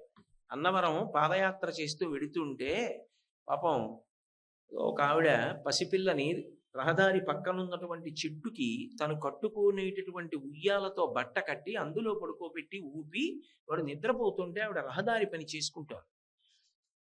ఎక్కడి నుంచో అన్నవరం నుంచి దర్శనం చేసుకుని వస్తున్న ఒక కారు అక్కడ ఆపి అందులోంచి ఎవరో ఓ నలుగురు ఐశ్వర్యవంతులు దిగారు. దిగి ఆ ఉయ్యాల దగ్గరికి వెళ్ళి ఇలా చూసింది ఆవిడ. అందులో ఉన్న పిల్లాడో పిల్లో లేచారు. ఈ ఐశ్వర్యవంతురాలు మంచి పట్టుపుట్టం కట్టుకుంది, బోలెడన్ని నగలు పెట్టుకుంది. ఆవిడ ఆ పిల్లని ఎత్తుకుంది. ఎత్తుకోగానే అది ఏడుపు మొదలెట్టి, అంత ఏడుపు మొదలెట్టిన తర్వాత ఆ రహదారి నిర్మాణంలో ఒళ్ళంతా దుమ్ము కొట్టుకుపోయి చెమటలు పట్టేసి ఉన్నటువంటి తల్లి గబగబా వచ్చి, అయ్యో ఎందుకమ్మా ఏడుస్తావో, ఎత్తుకున్నారు అంతేనమ్మా అంది. ఈ పిల్ల 2 చేతులు ఇస్తే తల్లి మీదకి దూకేసి, తల్లి ఎత్తుకోగానే ఆ పిల్ల ప్రశాంత పడిపోయి ఊరు. అందమన్నది సౌందర్యం అయితే ఆమె తల్లి కన్నా కారులో వచ్చిన ఆవిడ సౌందర్యం అని చెప్పాలి. సౌందర్యం అంటే అందం కాదు, సౌందర్యము ఉపశాంతి. 90 ఏళ్ళొచ్చినా అమ్మ అమ్మే. అమ్మ స్నానం చేయలేకపోవచ్చు, కానీ అమ్మ అలా కుర్చీలో కూర్చుంది అనుకోండి, ఒక్కసారి నేను అమ్మకి ప్రదక్షిణం చేసి నమస్కారం చేశాను అనుకోండి, భూప్రదక్షిణ శక్యేణ కాశీయాత్రాయుతేన చ సేతుస్నాన శతైర్యచ్చ వందనం తత్ఫలం మాతృవందనే. నేను ఆ రోజున 6 మాటలు భూప్రదక్షిణం చేశానని, కాశీవాసం చేశానని, రామేశ్వరం వెళ్ళి సముద్ర స్నానం చేశానని నా జీవుడి ఖాతాలో ఫలితం వేస్తున్నారు. అమ్మ ఉన్నది. అమ్మ స్నానం చేసిందా, స్ఫురణ శక్తి ఉందా, పని చేయగలదా, లేవగలదా సంబంధం లేదు. అమ్మ ఎలా ఉన్నా, ఎంత వృద్ధురాలైపోయినా అమ్మ అమ్మే లోకంలో. అమ్మ అంటే ఓదార్పు, అమ్మ అంటే ప్రేమ, అమ్మ అంటే కారుణ్యం, అమ్మ అంటే చైతన్యం, అమ్మ మాట అంటే శాంతి. అయినప్పుడు ఇవన్నీ ఎరుపు చేత సంకేతింపబడతాయి. ఈ ఎరుపంతా సౌందర్యం. ఇంత గొప్ప అర్థంతో శంకరాచార్యుల వారు సౌందర్యలహరి అని పేరు ఉంచారు తప్ప. కాబట్టి లావణ్యాధిక భూషితాంగలతికాం లక్షాల సద్రాగిణి, ఇంత ఎర్రని తల్లి అని శంకరులు ప్రతిపాదించడం వెనక ఉన్నటువంటి రహస్యం ఆమె యొక్క కారుణ్యాన్ని గమనించు. అందుకే జీవం ఎక్కడ ఉన్నా ఎరుపుతో సంకేతం. ఆ రక్తవర్ణ, రక్తము ఎరుపు, ప్రాణము, చైతన్యము ఇవన్నీ ఎరుపు. అవన్నీ ఆవిడేను సుమా, ఆ తల్లి అనుగ్రహము సుమా. ఎక్కడ ఏ మార్పు తీసుకొచ్చినా ఆవిడేను సుమా. ఇది చెప్పడానికి. సేవాయాత సమస్త దేవ వనితా సీమంత భూషాన్వితాం. సీమ అంటే హద్దు, సీమంత అంటే సీమ యొక్క చివరి భాగమునందు శరీరం ఉన్నదనుకోండి, శరీరంలో పై భాగం ఒక సీమ, కింద పాదములు ఒక సీమ, ఒక హద్దు. సీమంతోన్నయనము అంటారు. జుత్తును ఎత్తి కట్టుట. ఆ సీమాంతమునందు అంటే తల యొక్క చివరి భాగంలో పెట్టుకునేటటువంటి ఆభరణం కిరీటం. సేవాయాత సమస్త దేవ వనితా సీమంత భూషాన్వితాం. ఆ తల్లి దగ్గరికి వచ్చి సమస్త దేవతల యొక్క భార్యలు కూడా తలలు వంచి నమస్కరిస్తారు. అంటే వాళ్ళ యొక్క తలల మీద ధరించినటువంటి కిరీటములలో పొదగబడినటువంటి మణుల యొక్క కాంతుల చేత ఆమె పాదములు నీరాజనములు ఇవ్వబడుతుంటాయి. ఏమిటి దాని అర్థం అంటే, ఉపాసనాపరంగా ఏమిటంటే, స్త్రీ భక్తితో భగవతి ముందు నిలబడి ఒక్క నమస్కారం చేసిందనుకోండి, అది భర్తకి ఆయుక్కారకం, భర్త తేజోకారకం, భర్త వృద్ధికి కారకం, ఇల్లంతా సంతోషంగా ఉండడానికి కారణం. అందుకే అమ్మవారికి నమస్కారం చేసి తదనుగ్రహం చేత భర్త యొక్క ఉన్నతికి స్త్రీ కారణమవుతోంది, లక్ష్మి అవుతోంది. తద్వారా తన కుటుంబం అంతా అభ్యున్నతిని పొందితే తాను పరమ సంతోషాన్ని పొందుతోంది. అందుకే లలితా సహస్రనామ స్తోత్రంలో మీరు చూస్తే ఒక నామం ఉంటుంది, పులోమజార్చిత. పులోమజ అంటే ఇంద్రుడి భార్య శశీదేవి. ఆమె పూజ చేస్తోంది అమ్మవారిని, ఆమె నమస్కరిస్తోంది. ఆమె నమస్కరిస్తే ఇంద్రుడు ఏం చేశాడు? ఇంద్ర పదవి ఎందు నిలబడగలిగాడు.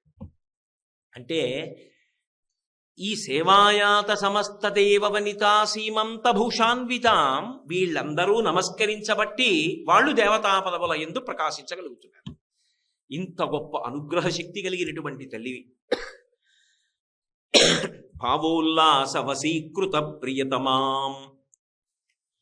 తన యొక్క అనురాగము చేత భర్తని వశం చేసుకున్నటువంటి తల్లి. లోకంలో ఎక్కడైనా వశం చేసుకున్నాడు అన్న మాట కొంచెం కటువుగా అనిపిస్తుంది. ఆమెకి ఒక గొప్ప పేరుంది, స్వాధీన వల్లభ. భర్తని స్వాధీనం చేసుకుందని. భర్తని స్వాధీనం చేసుకుంది అన్నమాట సాధారణంగా కొంచెం ఎక్కడ వాడతారంటే, అబ్బో ఆవిడ గీసిన గీత దాటరండి, ఆవిడ అలా స్వాధీనం చేసుకుంది అంటారు. స్వాధీన వల్లభ భావోల్లాస వశీకృత ప్రియతమాం అన్న మాటలకు అర్థం, ఆవిడ గొడవ పడలేక అయ్యి బాబోయ్ ఏమంటుందో అని ఆయన వశపడినాడు అని అర్థం చెప్పకూడదు. పరమ ప్రేమతో అనువర్తిస్తుంది. అసలు ఆయన మనసులోని భావాన్ని ముందే గ్రహించి నడిచినటువంటి తల్లి. అందుకే మీరు దేవతా స్త్రీమూర్తుల యొక్క భంగిమలు చూస్తే ఒక విశేషం ఉంటుంది. లక్ష్మీదేవి ఎప్పుడూ శ్రీమన్నారాయణుడి యొక్క పాదములు ఒత్తుతూ ఉంటుంది. అంత కాళ్ళు నొప్పులు ఉంటాయి ఆయనకి అంటే దాని అర్థం ఆయనకి కాళ్ళు నిప్పి పాదాలు ఒత్తుతోందని చెప్పకూడదు. ఆమె ఆయనను అనువర్తిస్తుంది. ఆయన ఎటు విడితే అటు వెడుతుంది. విద్యానపాయని. ఆయన కృష్ణుడిగా వెళ్ళాడు అనుకోండి, అనగా ఆదిలక్ష్మి అయిన రుక్మిణితోడ క్రీడ సల్పుచున్న కృష్ణు చూచి పట్టణంబులోని ప్రజలుల్ల సిల్లిరి ప్రీతులకు ముక్త భీతులకు. ఆమె రుక్మిణీదేవిగా వెడుతుంది. ఆయన రాముడిగా వెళ్ళాడు అనుకోండి, ఆమె సీతమ్మగా వెడుతుంది తప్ప అసలు ఆమె ఆయనను ఎప్పుడూ విడిచిపెట్టి ఉండదు. అటువంటి తల్లి కనుకనే అంతగా ఆయనని అనువర్తిస్తుంది. అందుకే ఆమె పాదముల దగ్గర కూర్చుంటుంది. ఆయన ఎక్కడ పెట్టుకున్నాడు? గుండెల్లో పెట్టుకున్నాడు. గుండెల్లో పెట్టుకున్నాడు కాబట్టే ఈశానాం జగతోస్య వెంకటపతేర్విష్ణోః పరాం ప్రేయసీం తద్వక్షస్థల నిత్యవాసరసికాంత క్షాంతి సంవర్ధిని. అంటే ఆ తల్లి స్వాధీన వల్లభ. తన నడవడి ద్వారా, తన ప్రవర్తన ద్వారా తాను భర్త మనసెరిగి ప్రవర్తించి భర్త యొక్క మనసులో ఎంత గొప్ప స్థానాన్ని సంపాదించుకుంది అంటే, అసలు ఆమెకి చెప్పకుండా ఆయన ఏది చెయ్యాలి అని అనుకో. ఓ మాట చెప్దాం ఆవిడికి అని అనుకుంటాడు. ఎందుకని అంటే అంత ప్రేమ ఆమె సంపాదించుకున్నది. భర్త దగ్గర అంత ప్రేమ సంపాదించుకున్నది అన్న మాటలో అభ్యంతరానికి ఏముంటుంది?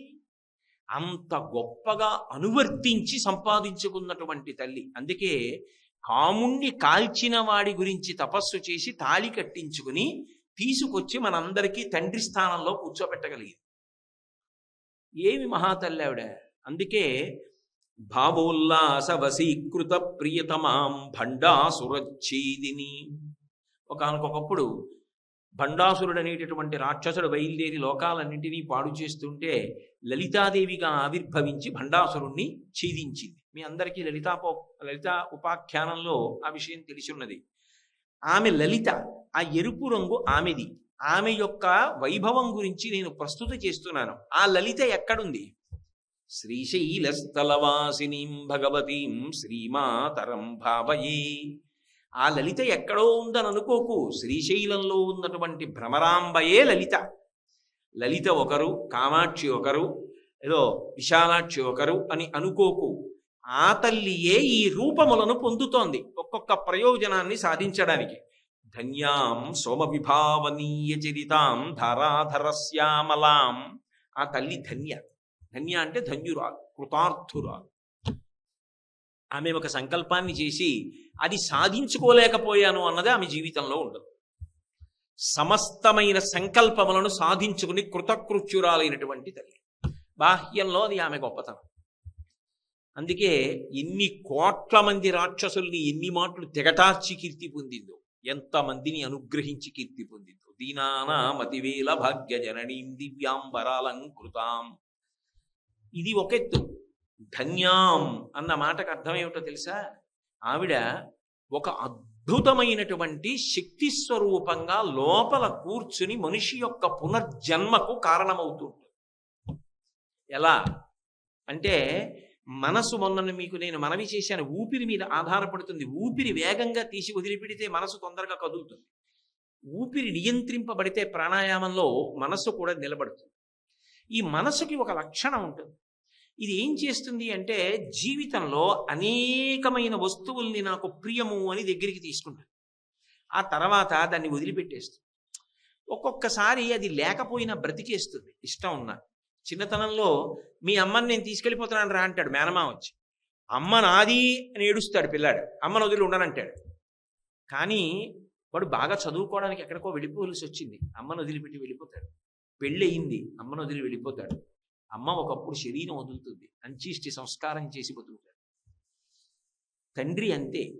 అనేక వస్తువులు, డబ్బు, పొలం, ఐశ్వర్యం, స్నేహితులు, అనేక అనుబంధాలు. ఇందులో ఏం చేస్తుందంటే, ఒకప్పుడు ప్రియము అని ఒక దాన్ని పట్టుకుని ఆ తర్వాతి కాలంలో ఏం చేస్తుందంటే దాన్ని వదిలిపెట్టి ఇంకా దాని గురించి పెద్దగా ఆలోచన చెయ్యదు.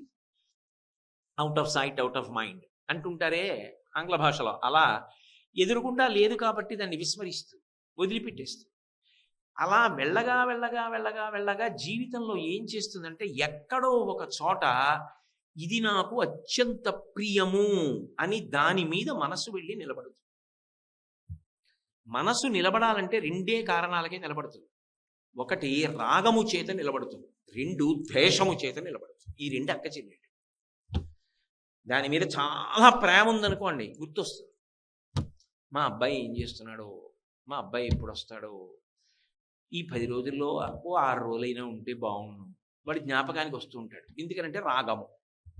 ఒకటి మీద చాలా కోపం అనుకోండి, వీడు ప్రశాంతంగా శుభ్రంగా అన్నం తినవలసిన వాడు భార్య అన్నీ వడ్డిస్తే వాడెవన్నో తలుచుకుని ఊగిపోతుంటాడు. ఇక్కడ కడుపు నిండా తినడం. ఎవడి మీదైనా ద్వేషం ఉన్నా కూడా అలాగే స్మరిస్తూ ఉంటుంది.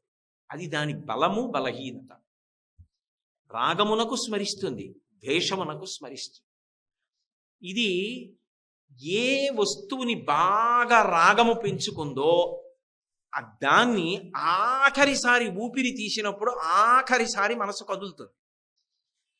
ఆఖరిసారి కదిలినప్పుడు దేని మీద ఎక్కువ ప్రేమ పెంచేసుకుందో దాన్ని పట్టేసుకుంటుంది, దాన్ని స్మరిస్తుంది, దాన్ని అమ్మవారు పట్టుకుంటుంది. ఇదిగో నువ్వు ఆఖరి ఊపిరిలో దీన్ని స్మరించావు. ఆ పట్టుకోగలిగిన ప్రజ్ఞాశక్తి లోపల ఎవరు సాక్షీభూతముగా ఉన్నారో ఆమె ధన్యా. ఈ భాస్కర్ రాయల వారు లలితా సహస్రానికి చేసిన వ్యాఖ్య. ఆమె ఏం చేస్తుందంటే, ఆఖరి ఊపిరిలో నువ్వు ఏదో పొలం గురించో ఇంటి గురించో లేకపోతే ఏదో భార్య గురించో పిల్లల గురించో ఐశ్వర్యం గురించో లేకపోతే ఏవో చెక్కు పుస్తకం గురించో డబ్బు గురించో ఆలోచిస్తూ ఇవన్నీ ఏమైపోతాయో ఏమైపోతాయో అని ఆలోచించావా లేదా ఆఖరి ఊపిరిలో? అంటే ఆఖరణ నీకు ఐశ్వర్యాదుల మీద భ్రాంతి నిలబడిపోయింది, రాగ సంబంధంగా నిలబడిపోయింది. కాబట్టి మనుష్య జన్మ ప్రయోజనం అది కాదు. నీకు స్వరపేటికనిచ్చాను, భగవన్నామమును చెప్పి భగవంతుని యందు అనురక్తి పొందమని ఇచ్చా, శాస్త్రమునిచ్చా, గురువునిచ్చా, అన్ని ప్రాణులకు వెన్నుపాం అడ్డంగా ఉంటే భూమికి నీకు నిలువుగా ఉండి ఊర్ధ్వముఖ చలనం చెయ్యమని చెప్పా. నువ్వు అందులో కృతకృత్యుడివి కాలేకపోయావు. అందుకే ఆఖరి స్మరణము భగవత్ సంబంధంగా నడవల, మంచి విషయం నడవల, నీకు గురువుగారు జ్ఞాపకం రాల, శాస్త్రం గుర్తుకు రాల, భగవతి జ్ఞాపకానికి రాల, యజ్ఞయాగాదులు జ్ఞాపకానికి రాల. అయ్యయ్యో నేను ఇంకా ఈ పని చెయ్యవలసిందని ఒక మంచి పని నువ్వు చెయ్యవలసిన దాని గురించి నీకు స్మరణ రాలా. నీ ఐశ్వర్యము నీకు జ్ఞాపకానికి వచ్చింది. ఆ ఐశ్వర్యమును అనుభవించడానికి, భోగాన్ని పొందడానికి మనిషి అయి ఉండక్కర్లేదు. కాబట్టి తిరియక్కుగా వెళ్ళిపో. భూమికి అడ్డంగా పుట్టి అడ్డంగానే వెన్నుపాము పెరిగే ప్రాణిగా పంపిస్తుంది. ఇది రాగముతో వెళ్ళిపోతే. అన్య విషయముల యందు ఐశ్వర్యాదుల యందు రాగభ్రాంతితో వెళ్ళిపోతే తిరియక్కవుతాడు. అప్పుడు దాన్ని అలా వెళ్ళిపోయాడు అనుకోండి, వాడికి అనురాగపాశములు పట్టి ఉన్నవాడు అని పిలుస్తారు. అదే విరుద్ధ భావంతో వెళ్ళిపోతాడు. వాడి మీద కక్ష తీర్చుకోలేదు, వాడు నన్ను ఇంత ఇబ్బంది పెట్టాడు, ఇప్పుడు నేను వెళ్ళిపోయానని తెలిస్తే ఎంత విజృంభిస్తాడో అని వాడి గురించి ఆలోచిస్తూ వెళ్ళిపోతాడు. అలా వెళ్ళిపోయాడు అనుకోండి, మొదటిది రాగముతో వెళ్ళినది ఆర్తచింత అంటారు. కోపంతో ద్వేషంతో పట్టుకుని వెళ్ళిపోయింది అనుకోండి మనసు, దాన్ని రౌద్రచింత అంటారు. ఈ రెండిటికి తేడా ఏం లేదు. ఒకడు రాగంతో పట్టుకున్నాడు, ఒకడు ద్వేషంతో పట్టుకున్నాడు, ఇద్దరూ ఒకటే పట్టుకుంటూ ఉంటాడు. కాబట్టి వీడిని తిరియక్కే చేస్తుంది. నువ్వు ఆఖరి స్మరణ విధి చేసావు, దానికోసం కాదు మనుష్య జన్మ. మూడవది ఉంటుంది ధన్యచింత. అందుకే దక్షిణాయనంలో పోతే వాడు పాపం ఇబ్బంది పడ్డాడండి అంటారు. నిజంగా ఎవరికి దక్షిణాయనంలో పోతే ఇబ్బంది అంటే, దక్షిణాయనం అంతా ఉపాసన సంబంధమైనటువంటి ఆయనం. అయ్యో ఇంకా ఎన్ని మంచి మంచి తిథులు ఉన్నాయి, ఎన్ని వ్రతాలు చేసుకోవచ్చు, ఎన్ని దేవాలయాలకు వెళ్ళచ్చు, ఇప్పుడే కదా కాస్త ప్రశాంతపడ్డా, ఇంకా ఇన్ని కార్యాలు చేద్దాం అనుకున్నాను, అన్ని పుస్తకాలు తెచ్చుకున్నాను, అవి చదవాలనుకున్నాను, భగవంతుడి గురించి తెలుసుకోవాలనుకున్నాను, ఆ గురువుగారి దగ్గర విషయాలు తెలుసుకోవాలని ఆయన్ని బతిమాలేను, ఆయనేమో వచ్చే నెల నుంచి రమ్మన్నారు, ఇప్పుడు నా శరీరం వెళ్ళిపోతోందే, పడిపోతున్నానే అని చెప్పి భగవత్ సంబంధమైన జిజ్ఞాసతో వెళ్ళిపోతాడు. అలా వెళ్ళిపోయాడు అనుకోండి, దాన్ని ధన్యచింత అంటారు.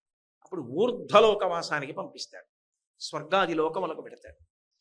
చిట్ట చివర శరీరం పడిపోతుండగా సమాధి స్థితిలోకి ప్రవేశించి, నేను ఆత్మ షడ్భావగాం షోడసీం, 6 భావములకు అతీతమై, నేను శరీరము కాదు, నేను ఆత్మ, నేను వెళ్ళిపోయేవాడిని కాను, నేను ఇప్పుడు ఉంటాను, నేను తొడుక్కున్న శరీరం పతనం అవుతోంది, అది మధ్యలోకానికి ఉండే ధర్మం, కాబట్టి దాని గురించి నేను పెద్ద పట్టించుకోక్కర్లేదు అన్న ఆలోచనతో ఎవడు స్థైర్యంతో సాక్షి మాత్రంగా ఉంటూ శరీరాన్ని విడిచిపెట్టగలుగుతున్నాడో అటువంటి వాడిది శుక్ల చింత అంటారు. అలా నిలబడగలిగిన ప్రజ్ఞావంతుడు ఇక మళ్ళీ ఏ శరీరమును స్వీకరించాడు. వాడికి ఇక స్వర్గాది లోకములు కూడా ఉండవు. ఎందుకంటే అక్కడికి వెడితే క్షీణే పుణ్యే మర్త్యలోకం విశంతి, మళ్ళీ అక్కడ పుణ్యం అయిపోయిన తర్వాత మళ్ళీ భూమి మీదకి రావాలి. ఇక వాడు రాడు పునరావృత్తి రహిత శాశ్వత శివసాయుజ్య స్థితి. వాడు ఇక జనన మరణ చక్రము నుండి విడుదల పొందుతాడు. ఆఖరి ఊపిరిలో ఆఖరిసారి మనసు కదిలినప్పుడు జీవుడు ఏది స్మరించాడు, దాన్ని పట్టుకుని పునర్జన్మనివ్వగలిగిన శక్తి స్వరూపిణి ఎవరో, లోపల చైతన్యంగా ఉండి పట్టుకుంటున్నదెవరో ఆమెయే ధన్య. అమ్మా, మొదటి నుంచి లేని అలవాటు చివర స్మరణకు రాదు. ఏది అలవాటుగా అస్తమానం పట్టుకుంటూ ఉంటామో అదే అలవాటుగా ఆకరణ కూడా వస్తుంది. తలుపు సందులో చెయ్యబడినప్పుడు గోవిందా అనగలిగాడు అనుకోండి, వాడు అదృష్టవంతుడని గుర్తు. అంటే వాడికి ఆ బాధలో కూడా భగవన్నామం గుర్తొస్తుంది. వాడికి రాత్రిళ్ళ కలలో కూడా రామాయణమో ఏదో జ్ఞాపకానికి వస్తుంది. ఏదో భారతమో భాగవతమో ఆలోచిస్తూ ఉంటాడు. ఎప్పుడూ ఏదో భగవత్ సంబంధంలో ఉంటాడు. అయితే అంత భగవత్ సంబంధంలో ఉండాలనుకున్న వాడికి కూడా పెద్ద ప్రతిబంధకం ఎవరో తెలుసా? వాడి చుట్టూ ఉన్న పరివారమే. వాడిని సర్వనాశనం చేసేది, వాడికి మనశ్శాంతి లేకుండా చేసేది, నిష్కారణమైన విషయాల జోలికి వెళ్ళి ఆయన ఉండవలసిన స్థానంలో ఆయనని ఉండకుండా చేసేది కూడా యథార్థమునకు ఎవరు అంటే చుట్టూ ఉండేటటువంటి పరివారము సంఖ్య పెరిగిపోతే వాళ్ళు దాటనప్పుడు వాళ్ళ వలన తాను కూడా ప్రకంపనలకు లోనవుతాడు. అందుకే ఒక స్థితికి వచ్చాక వదిలిపెట్టి ధ్యానం చేయడం మంచిది, వదిలిపెట్టి భగవతి పాదములు పట్టుకోవడమే మంచిది అని వానప్రస్థాన్ని విధించడానికి కారణం అది. వాళ్ళు ఎటు ఎప్పటికీ ఓ స్థాయి దాటరు.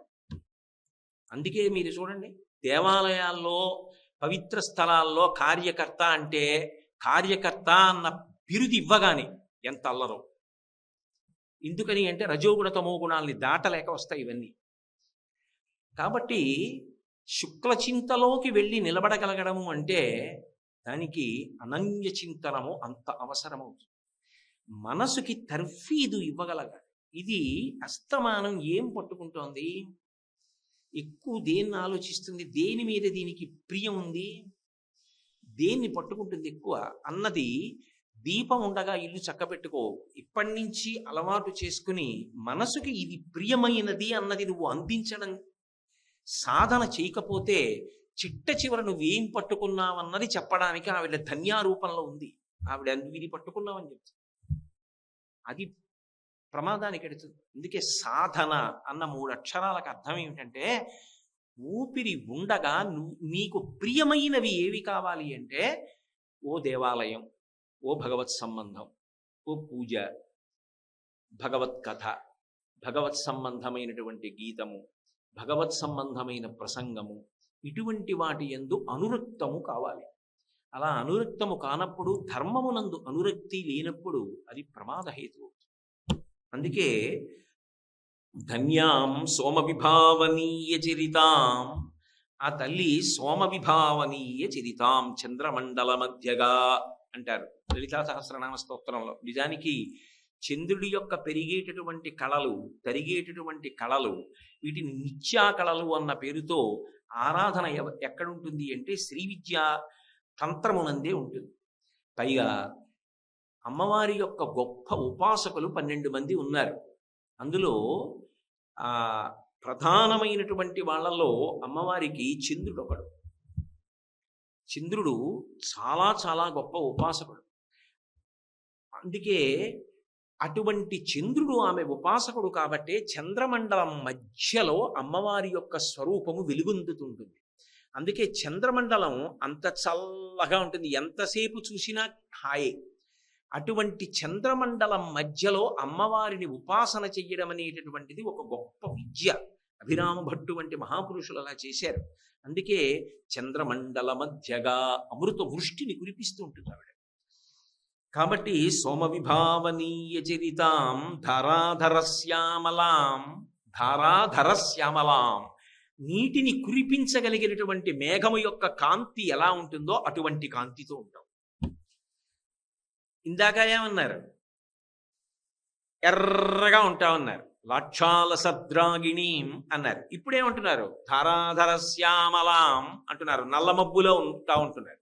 మరి ఇందాక ఎరుపని ఇప్పుడు నలుపని ఎలా కుదురుతుంది అంటే ఆ ఎరుపు ఎంత కరుణో ఈ నల్లటి మబ్బు అంత కరుణ. నల్లటి మబ్బు ఏం చేస్తుంది? చల్లగా ఉంటుంది, వర్షధారలు కురిపిస్తుంది. వర్షము సమస్తమైనటువంటి జీవనమునకు హేతు.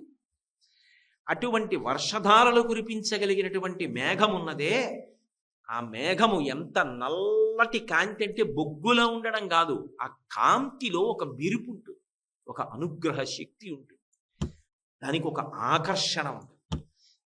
ఆ నల్లమబ్బు నీటిని కురిపించి ఎలా అనుగ్రహిస్తోందో ఆ నీరే సమస్తమనకు కారణము. సంజీవనం సమస్తస్య జగత సలిలాత్మిక భవ ఇత్యుచ్యతే మూర్తిర్భవస్య పరమాత్మనః అంటారు లింగపురాణంలో.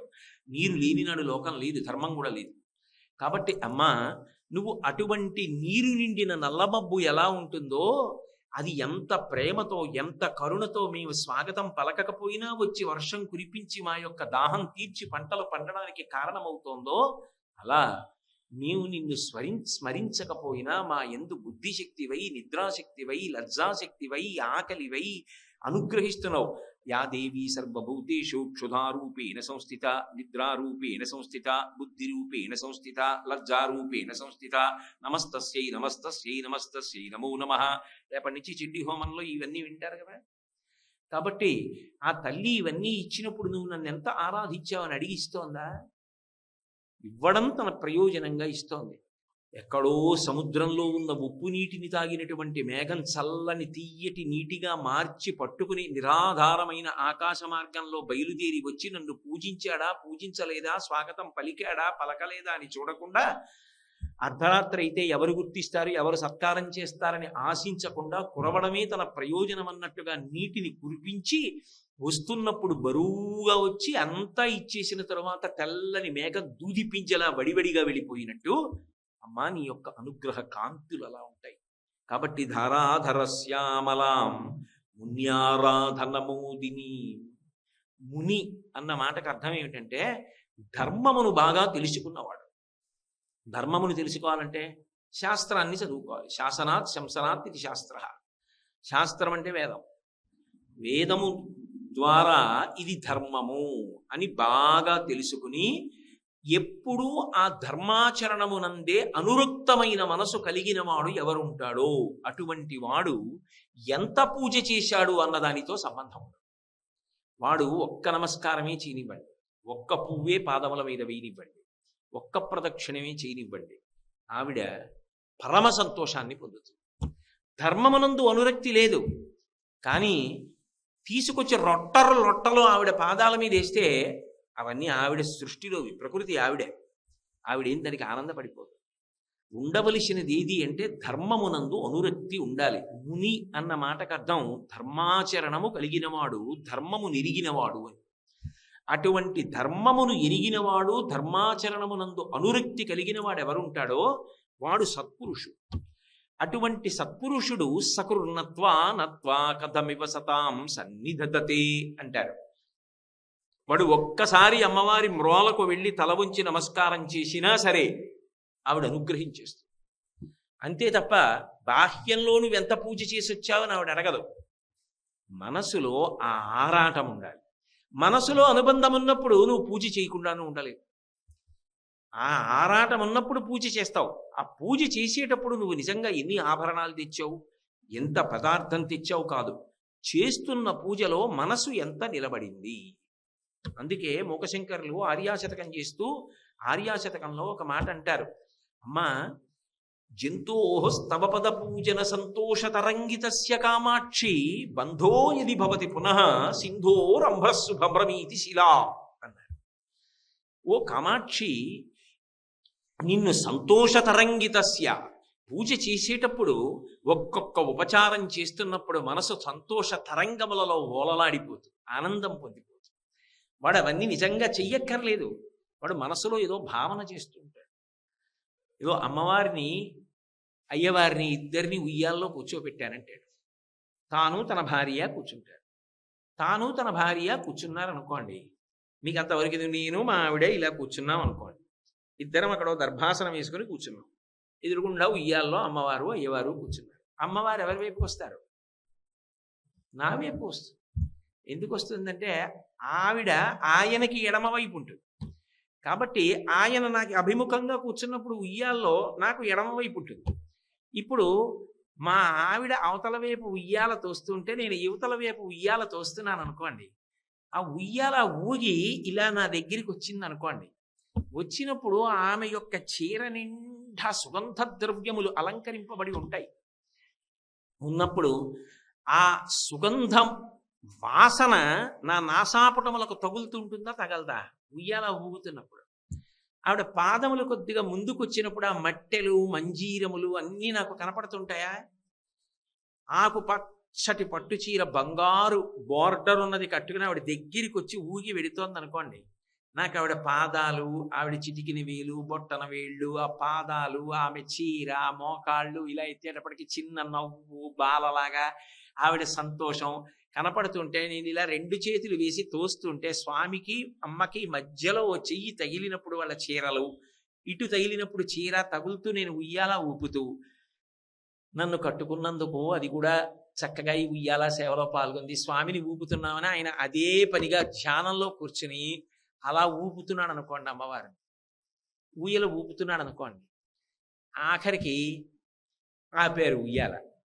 ఇప్పుడు ఇద్దరూ నమస్కారం చేయాలి కదా, ఇద్దరికీ నమస్కారం చెయ్యాలి కదా. మరి ఈయన ముందు వంగి అవతల వైపుకి బాగా వీపు చాపి ఆయన పాదాల మీద పడి లేచి అమ్మ పాదాల మీద పడి లేస్తే భార్య తన తొడమించి సాగి ఈవిడ పాదాల మీద ఆయన పాదాల మీద పడింది అనుకోండి. ఏమండి మిమ్మల్ని కట్టుకున్నందుకు చక్కగా అమ్మవారిని అయ్యవారిని ఎంత బాగా ఊపుకుంటున్నామండి అందనుకోండి. మానసికంగా చేసినప్పుడైనా మరి కట్టుకుని తెల్లవారు లేస్తే వంట చేసి అన్నం పెట్టి తన కోసం కన్నీళ్లు పెట్టుకుని అంత బాధపడి అంత ప్రేమ పంచే ఇల్లాల్ని మానసికంగా ఉయ్యాలా ఊపినప్పుడు పక్కన భావన చెయ్యొద్దండి. దానికి అంత్య ఎక్కడుంది? సంతోష తరంగితస్య కామాక్షి. ఏ ఉపచారం చేస్తున్నా లోపల సంతోష తరంగములను పొందుతూ ఉంటాడు. అలా ఎవడు పూజ చెయ్యగలడో బంధో యది భవతి పునః, వాడు గాని మళ్ళీ పుడితే కామాక్షి సింధోరంభస్సు భ్రమీతి శిలా. సముద్రం మీద బండరాయి తేలినట్టే. సముద్రంలోకి తీసుకెళ్లి బండరాయి పడేస్తే తేలుతుందా? మునిగి తీరుతుంది. నిన్ను అలా సంతోషంగా పూజ చేసిన వాడు ఇక మళ్ళీ పుట్టడం అన్నది సర్వకళ. పుట్టడం అంటే ఉపచారం చేసినప్పుడు అక్కడ మనసు పెట్టి ఉపచారము చెయ్యగలిగితే ఆ తల్లి యొక్క అనుగ్రహము అంతా ఇంత అని చెప్పడానికి ఉండదు. అలా చెయ్యగలిగిన వాడు, అలా మననము చెయ్యగలిగిన వాడు, అలా మనసు నిలబెట్టగలిగిన వాడు, అలా ధర్మముతో నడవగలిగిన వాడు వాడు ముని.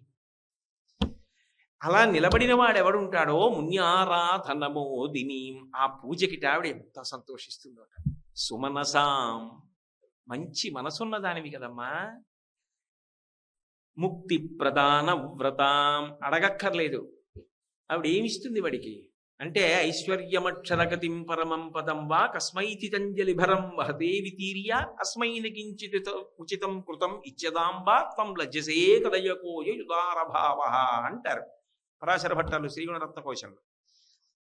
వాడికి ఇక్కడ ఉన్నంత కాలం కావలసినంత ఐశ్వర్యం ఇచ్చి 3 తరాలు చూసే భాగ్యం ఇచ్చి ఆఖరణ వాడి శరీరం పడిపోతున్నటువంటి సమయంలో ఆవిడే ఆ స్వామిని తీసుకొచ్చి చెయ్యిచ్చి పైకెత్తి ఆయన విమానంలో కూర్చోబెట్టుకుని తీసుకెడుతుంటే స్వామి మా అమ్మేది అని అడిగితే, ఏరా నువ్వు అమ్మవారికి ప్రేమతో తల ఉంచి నమస్కారం చేసేవట, నీకు ఇవి తప్ప ఇంకేమి ఇవ్వలేకపోయానని సిగ్గుపడి ఎర్రని ముఖంతో పరదా పక్కన నిల్చుందంట స్వామి.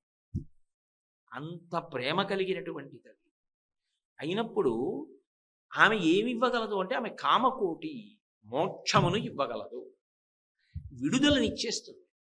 నువ్వు ఏం అడగక్కర్లేదు ఆవిడ్ని. అది ఇవ్వగలిగిన తల్లి నీకేది ఇవ్వలేదు. నీకు ఏదైనా ఇస్తుంది, నీకు ఎప్పుడు ఏది అవసరమో అప్పుడు అది ఇస్తుంది. కాబట్టి మున్యారాధనమోదినీం సుమనసాం ముక్తి ప్రదాన వ్రతాం కన్యాపూజన సుప్రసన్న హృదయాం కాంచీలసన్మధ్యమాం. కన్యాపూజన సుప్రసన్న హృదయాం, కన్యాపూజల చేత ఆవిడ ఎంతో సంతోషిస్తుంది. అందులో శ్రీశైలంలో ఉండేటటువంటి భ్రమరాంబికకు ఉండే లక్షణం ఏమిటంటే కుమారీ పూజ, బాలపూజ ఎందు ఆమె బహుప్రసన్నురాలవుతుంది. 2 సంవత్సరాలున్న పిల్లకి పూజ చేస్తే కుమారీ పూజ అంటారు, 3 సంవత్సరాలుంటే త్రిమూర్తి అంటారు, 4 సంవత్సరములుంటే కళ్యాణి అంటారు, 5 సంవత్సరములుంటే రోహిణి అంటారు, 6 సంవత్సరములుంటే కాళీ అంటారు, 7 సంవత్సరములుంటే దుర్గా అంటారు, 8 సంవత్సరములుంటే శాంభవి అంటారు. అలా 10 సంవత్సరముల వరకు చెయ్యొచ్చు. 10 సంవత్సరములుంటే సుభద్ర అంటారు. ఈ 2 ఏళ్ల పిల్ల నుంచి 10 ఏళ్ల పిల్ల వరకు ఈ మధ్యలో ఉన్నటువంటి వయస్సులలో ఏ వయస్సు పిల్లకి ఆ పేరుతో పిలుస్తారు. పిలిచి వాళ్ళని పూజ చేసి చక్కగా ఊయల ఊపుతారు.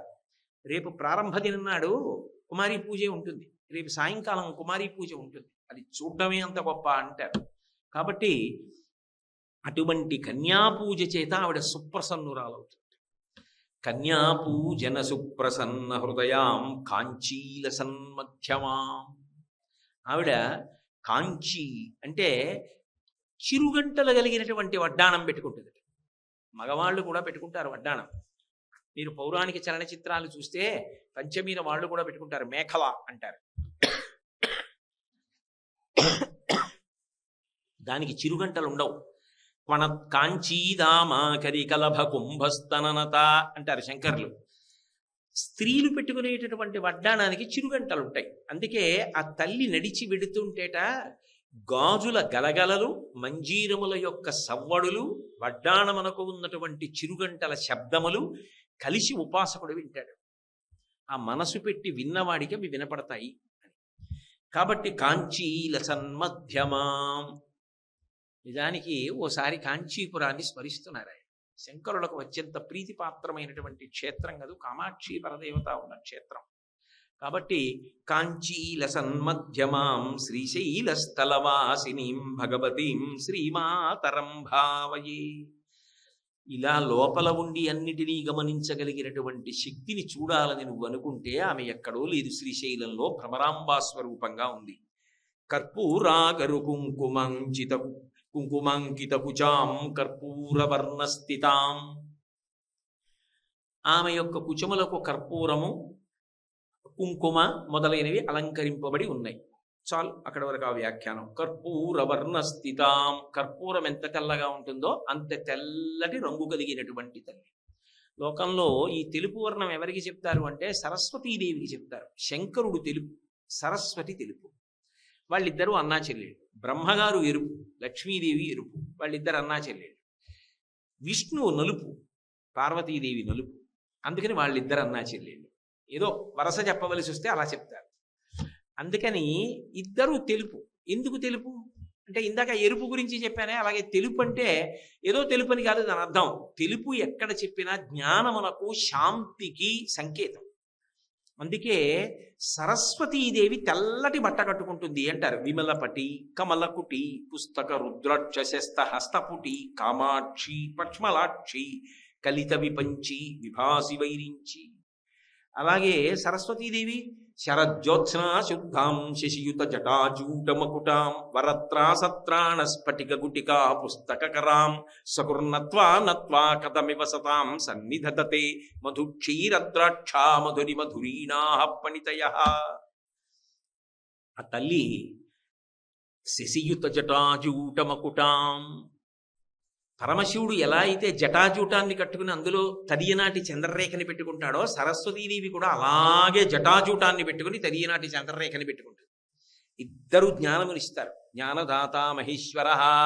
శారద, అసలు శంకరాచార్యుల వారికి శారద అన్న పేరంటే ఎంత ప్రీతో. శారద సారద, లోకము యొక్క సారమును అందిస్తుంది. ఏది నిత్యమైన వస్తువో తెలిసేటట్టు చేస్తుంది. కాబట్టి అటువంటి శారద తెలుపు. ఆ శారద ఏం చేస్తుంది? ఆవిడ అనుగ్రహించిందా? ఇక అవతలవాడు ఎటువంటి ధారణాశక్తి పొందుతాడు, ఎటువంటి కవనశక్తి పొందుతాడు, ఎంత గొప్ప ఆలోచనలు వస్తాయి, ఎంత గొప్ప వాగ్దాటి వస్తుంది, ఇది చెప్పడం ఎవరికీ సాధ్యం కాదు. అంత గొప్పగా అనుగ్రహించగలిగినటువంటి సరస్వతీ స్వరూపం తెలుపు వర్ణంలో చెప్తారు. ఎందుకంటే తెలుపు జ్ఞానమునకు సంకేతం. అలా ఎలాగండి సంకేతం అని మీరు అడగచ్చు. తెలుపు నలుపు రంగులు కావు. అందుకే శివుడు విష్ణువు తెలుపు నలుపు. తెలుపు నలుపులోంచి రంగులన్నీ విడిపోతాయి. విబ్జిఆర్ అని చిన్నప్పుడు నేర్చుకున్నాం కదా, violet, IndiGo, blue, green, orange, red. ఇందులో చిట్ట చివరి రెడ్, ఎరుపు. ఎరుపు విడదీసేది ఆవిడే. నేను జీవుణ్ణి అనుకునేటట్టు మళ్ళీ ఎత్తి భగవంతుడితో కలిపేది ఆమె. అందుకే క్రియాశక్తి. అది ఆమె అరుణిమ. అది లాక్షాల సద్రాగిణీం, అది ఎరుపు. అజ్ఞానం ఇవ్వడం తెలుపు, సరస్వతీ స్వరూపం. అందుకే ఎడమ చేతిలో పుస్తకం పట్టుకుంటుంది, కుడి చేతిలో అక్షమాల పట్టుకుంటుంది. ఎడమవైపు ఏది ఉందో అది కుడి చేతి వైపు ఉన్నంత పవిత్రం కాదని గుర్తు, అంత శక్తివంతం కాదని గుర్తు. నువ్వు ఎన్ని పుస్తకాలు చదివేశావన్నది కాదు, ఎన్ని నీకు బాగా జ్ఞాపకం ఉండి మనసులో తిప్పుతుంటావన్నది ప్రధానం. అందుకే తిప్పే అక్షమాల మననమునకు సంకేతమైన అక్షమాల కుడివైపు పట్టుకుంటుంది. ఎడమ చేతి వైపు పుస్తకాలు పట్టుకుంటాం.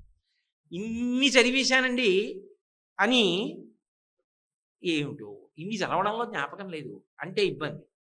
అయ్యో మా చిన్నప్పుడు మాకు దొడ్డగారు ఉండేది.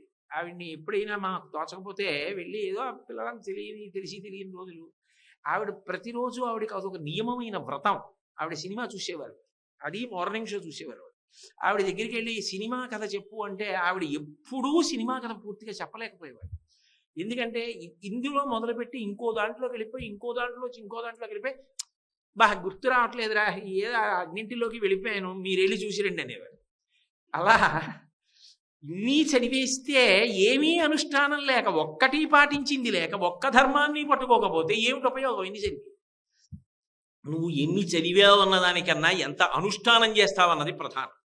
ఒక్కటి పట్టుకో చాలు, తరిస్తావు. సత్యం వద, ధర్మం చర, పట్టుకో చాలు. సమస్త కావ్యముల వాంగ్మయ ప్రయోజనం అంతే. కాబట్టి అందుకే ఎడం వైపు పుస్తకాలు, కుడి చేతి వైపు అక్షమాల పట్టుకుంది. ఆ పట్టుకోవడంలో కూడా అది సంకేతం. తెల్లగా ఉంటుంది, జ్ఞానకాంతులను ఇవ్వగలిగినటువంటి తల్లిని నేను. అందుకే అంతా తెలిపే. సర్వశుక్ల సరస్వతి. అందుకే పోతన గారు శారదని వర్ణిస్తూ సరస్వతి మంత్రములలో ఉన్నటువంటి వాటిని అన్నిటినీ తీసుకొచ్చి ఒక్క పద్యంలో పెట్టారు. శారద నీరదిందు కనసార పటీరమరాళ మల్లికాహార తుషార ఫేన రజతాచలకాశ పణీశ కుంద మందార సుధా పయోధిసిత తామర తామర వాహిని సుధాకారత నొప్పు నిన్ను మది కానగనెన్నడు కల్గు భారతి అని అన్నీ తెలిపి సర్వశుక్ల సరస్వతి అని పేరు. అంతా తెల్లగా ఉంటుంది. అందుకే సరస్వతి పూజల నాడు అమ్మవారికి తెల్లటి బట్ట కడతాం. కాబట్టి ఆ తల్లి తెల్లగా ఉంటుంది. కాబట్టి సరస్వతీ స్వరూపంగా అనుగ్రహించగలిగినది ఆమె ఏ సుమ, తప్ప సరస్వతి వేరుగా ఉంటుందని అనుకోవద్దు. ఆమె ఏ. అందుకే మీరు అష్టోత్తర శతనామాలు చూడండి, అందులో ఏ అష్టోత్తర శతనామం చూసినా సరస్వతి అని కనబడుతూ ఉంటుంది. అంటే అన్నీ ఉంటాయని కాదు, ఆ ఒక్క తల్లే. మరి కనకధారా స్తోత్రం చేస్తూ శంకరాచార్యులు వారు లక్ష్మీదేవిని శాకాంబరేతి శశిశేఖర వల్లభేతి సృష్టి స్థితి ప్రళయకేషు సంస్థితాయై అన్నారు. ఒప్పుకోలావిడే. గీర్దేవతేతి గరుడధ్వజ సుందరేతి శాకాంబరీతి శశిశేఖర వల్లభేతి అన్నారు. గీర్దేవతేతి అంటే సరస్వతీదేవి. అవును, నేనే సరస్వతి, నేనే లక్ష్మి, నేనే పార్వతి, నేను కానిదేం లేదు. కాబట్టి కర్పూర వర్ణస్థితాం కృష్టోత్కృష్ట సుకృష్ట కర్మదహనాం. చేసిన కర్మలు, పుణ్యకర్మలు ఉన్నాయనుకోండి బంగారు సంకెళ్ళు, పాపకర్మలు ఉన్నాయనుకోండి ఇనప సంకెళ్ళు. బంగారు సంకెళ్లలో ఉన్నవాడు ఇనప సంకెళ్లలో ఉన్నవాడిని చూసి నీవి ఇనప సంకెళ్ళని నవ్వాడు అనుకోండి, ఏమిటి తేడా? వీడివి బంగారు సంకెళ్ళు అంతే.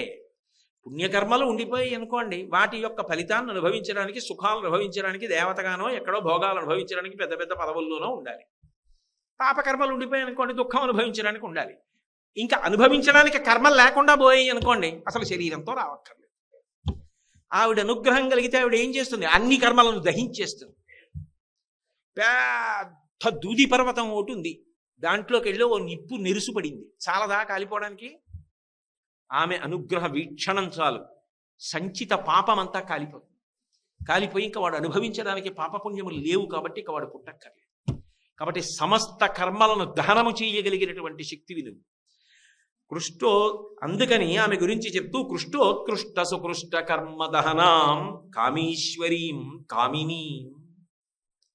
ఈ సమస్త సృష్టి మహాప్రళయంలో పరమేశ్వరుడిలోకి వెళ్ళిపోయిన తర్వాత మళ్ళీ పునఃసృష్టి జరగాలి అనేటటువంటి కోరిక ఆయనకి కలిగేటట్టుగా చెయ్యగలిగినటువంటి తల్లి ఆమె. అందుకే ఇచ్ఛాశక్తి, జ్ఞానశక్తి, క్రియాశక్తి స్వరూపిణి. ఆయనకి ఒక ఇచ్ఛ కలుగుతుంది. అప్పుడు ఆయన యొక్క సృష్టి చెయ్యాలన్న కోరికయే కామేశ్వరి. ఆ కోరిక ఉన్నవాడు కామేశ్వరుడు. ఆ కోరిక ఉంటే తప్ప సృష్టి ఎలా జరుగుతుంది? ఆ కోరిక లేనప్పుడు ఈ సృష్టి రాదు. కాబట్టి కామేశ్వరి కామిని నువ్వే. అంతేకాదు కామాక్షీం, కాంచీపురంలో వెలిసినటువంటి కామాక్షి పరదేవత ఉన్నదే, ఏ తల్లి ఇరువైపులా సరస్వతీ లక్ష్మిలను ఉంచుకున్నదో సచావర రమావాణి సవ్య దక్షిణ సేవిత. అమ్మవారికి కుడి చేతి వైపు సరస్వతీదేవి ఉంటుంది, ఎడమ చేతి వైపు లక్ష్మీదేవి ఉంటుంది. ఎందుకని అంటే సరస్వతీ అనుగ్రహము లేని లక్ష్మీ కటాక్షము భయహేతు. ఏమీ చదువురాదు, కోట్ల ఆస్తుంది, అయ్యా మీరు ఇక్కడ నిశానీ వేయండి, ఏమీ లేదు పన్ను కట్టేస్తున్నాం అన్నాడు అనుకోండి, వేస్తాడు. కానీ ఎంత భయం, ఏమో దేనికి ఇచ్చాడో, వచ్చింది తెలియదు, కట్టింది తెలియదు, రాసింది తెలియదు, దేనికి ఖర్చు పెట్టాలో తెలియదు, శాస్త్రం తెలియదు. అదే సరస్వతీ కటాక్షం ఉంది. విద్వాన్ సర్వత్ర పూజ్యతే, విద్యానామనరస్య రూపమధికం ప్రచ్ఛన్న గుప్తం ధనం, విద్యా భోగకరీ యశస్సుఖకరీ, విద్యా గురూణాం గురు, విద్యా బంధుజనో విదేశగమనే, విద్యా పరం లోచనం, విద్యా రాజసు పూజ్యతే, నహిధనం విద్యా విహీన పశు. చక్రవర్తులైనా సరే వంగి విద్వాంసులను గౌరవించారు. అల్లసాని పెద్దన్నంతటి వాడు చెప్పుకున్నాడు, ఎదురైన చోతన మదకరీంద్రముడిగ్గి కీలూతరసొగి ఎగ్గించుకొనియే, మనుచరిత్రం వందుకుని వేళ పురమేగ పల్లకి తన కేల పట్టి ఎత్తే, బిరుదైన కవి గండ పెండేరమునకీవి తగునని తానే పాదమన తొడగే, గోకట గ్రామాధ్య నేకగ్రహారములడిగిన సీమలు వందునిచ్చే, ఆంధ్ర కవితా పితామహ అల్లసాని పెద్దనామాచ్య అని నన్ను పిలుచునట్టి కృష్ణరాయలతోడ దివికేగలేక బ్రతికియున్నాడ జీవచ్ఛవంబులగుచు అని చెప్పుకున్నాడు. అంతటి ఆంధ్రభోజుడు, సాహితీ సమరాంగణ సార్వభౌముడు, లలిత కళాప్రియుడు, విద్వత్కవి శ్రీకృష్ణదేవరాయలంతటి వాడు రాయలవారు కనపడితే పట్టపుటేనుకు దిగి చెయ్యిచ్చి పైకెక్కించుకుని కూర్చోబెట్టుకుని ఊరేగింపు చేయించి కాలికి గడ్డపెండేరం వేసి ఆయన్ని అంత బిరుదిచ్చి గౌరవించి సత్కరించాడు. అన్ని గ్రామాలు ఇచ్చాడు. కాబట్టి విద్వాన్ సర్వత్ర పూజ్యతే. అందుకే కుడివైపు లక్ష్మి, కుడివైపు సరస్వతి, ఎడమవైపు లక్ష్మి ఉండి వీస్తూ ఉంటారు కామాక్షికి. పాదముల మీద పడ్డప్పుడు ఏ గాలి తగిలినా అదృష్టం. కాబట్టి అమ్మా ఆ కామాక్షి నువ్వే. కాబట్టి కామాక్షిం కరుణారసార్ద్ర హృదయాం, నీ యొక్క గుండెల నిండా కరుణ నిండిపోయిందమ్మా. అసలు నీ ఎందు అన్యాయములు ఉండవు. అమ్మా అంటేనే అంత. కొడుకు పెట్టాడా పెట్టలేదా చూడదు.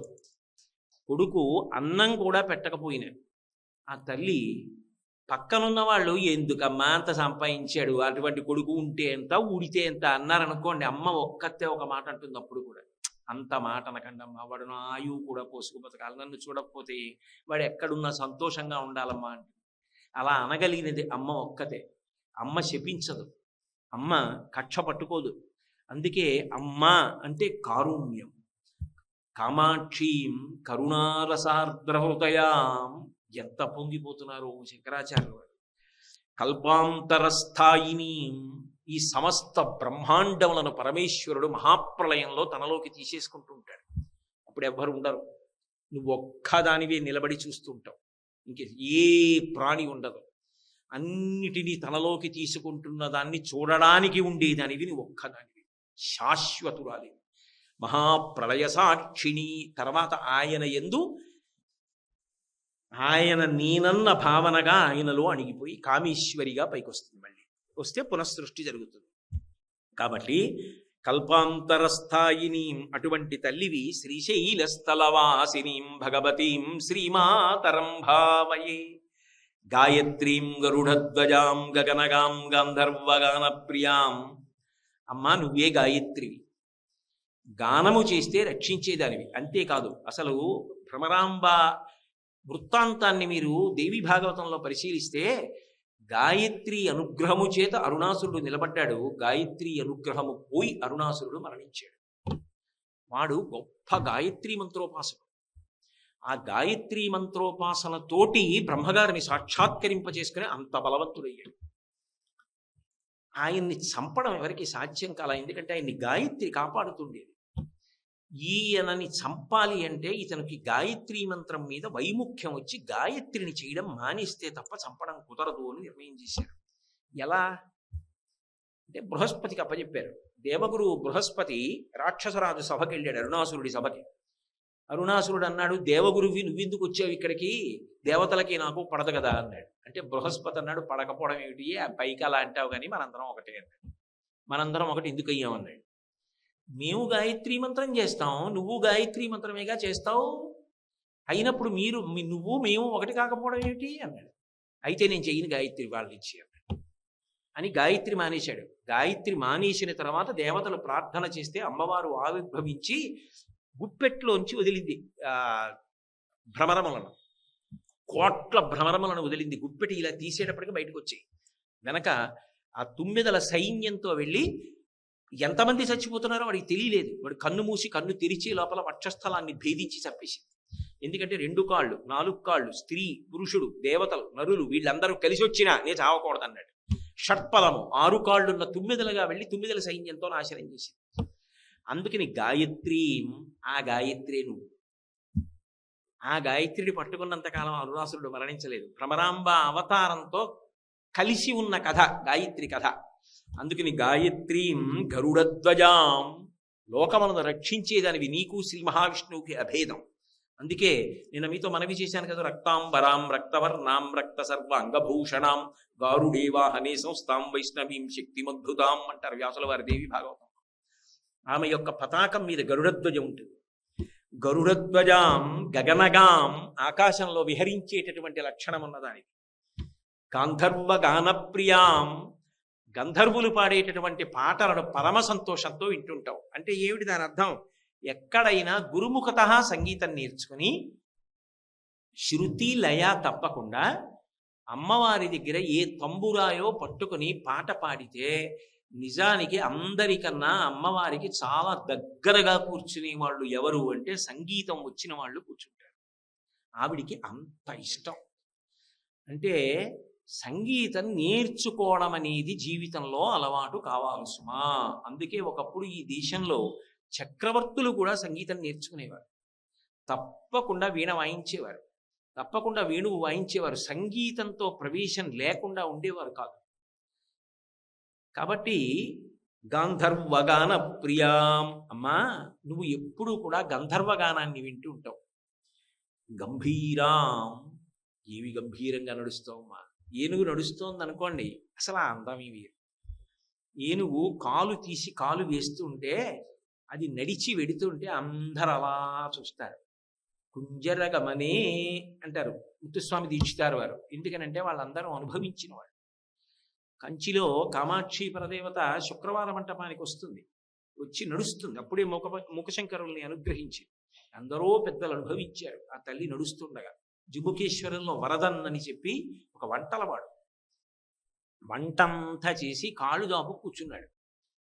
మహానైవేద్యం సమయం అయింది. అమ్మవారు తెల్లటి చీర కట్టుకుని వెళ్ళిపోతాడు. వాడు ఏదో పాపం అప్పటిదాకా వంట చేసి అలిసిపోయి 2 చేతులు ఇలా వెనక్కి పెట్టి కాళ్ళు దాపుని ఇలా కూర్చున్నాడు. కూర్చుని ఉండగా ఆవిడ వెళ్ళిపోతూ కనపడింది. నోరు తెరిచి అలా ఉండిపోయాడు. ఆవిడ తాంబూల చరవణం చేస్తుంది. ఆవిడ భోజనం చేశాక తాంబూల చరవణం చేయదు, ఎప్పుడూ తాంబూల చరవణం చేస్తుంది. ఆవిడ తాంబూల చరవణం ఎప్పుడు చేస్తుందని అడిగారు ఒకసారి కంచికామకోటి పీఠాధిపతులు చంద్రశేఖరేంద్ర సరస్వతి మహాస్వామి గారు. ఆ ప్రశ్న వెయ్యగానే ఆయన కొంతసేపు సమాధిలోకి వెళ్ళిపోయారు.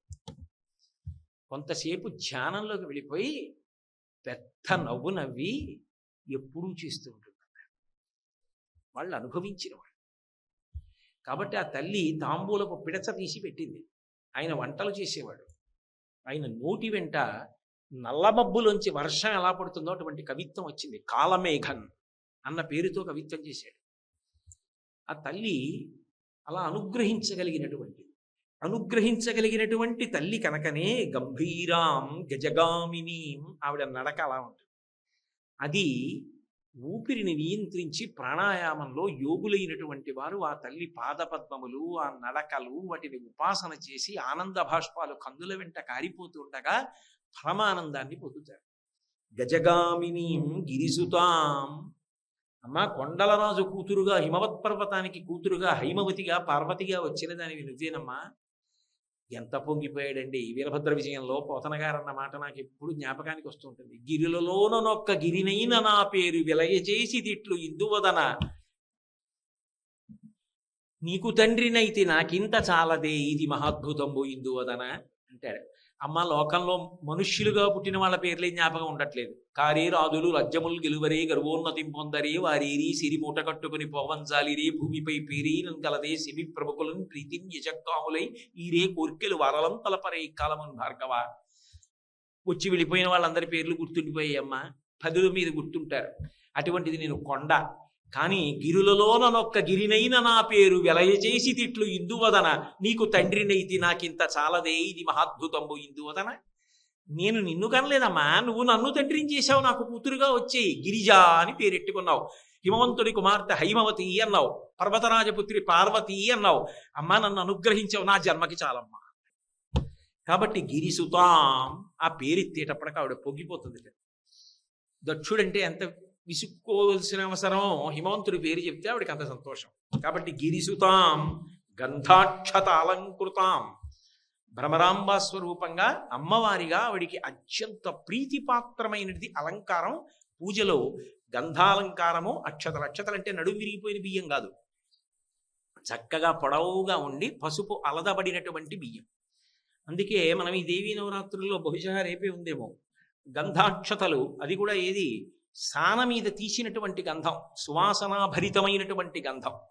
అటువంటి గంధాన్ని తీసుకొచ్చి అమ్మవారికి అలది ఆ అక్షతలతో పూజ చేస్తారు. అది అమ్మవారు మహాప్రసన్నురాలవడానికి కారణం.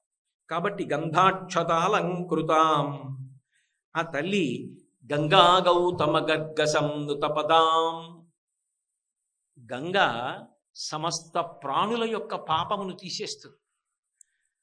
మహోత్కృష్టమైనటువంటి ప్రవాహం, శివుని యొక్క జటాజూటానికి తగిలి ఆయన శరీరానికి తగిలి పడినటువంటి ప్రవాహం. భవంగపతితంతోయం పవిత్ర విధిపస్పృశు అంటారు రామాయణంలో.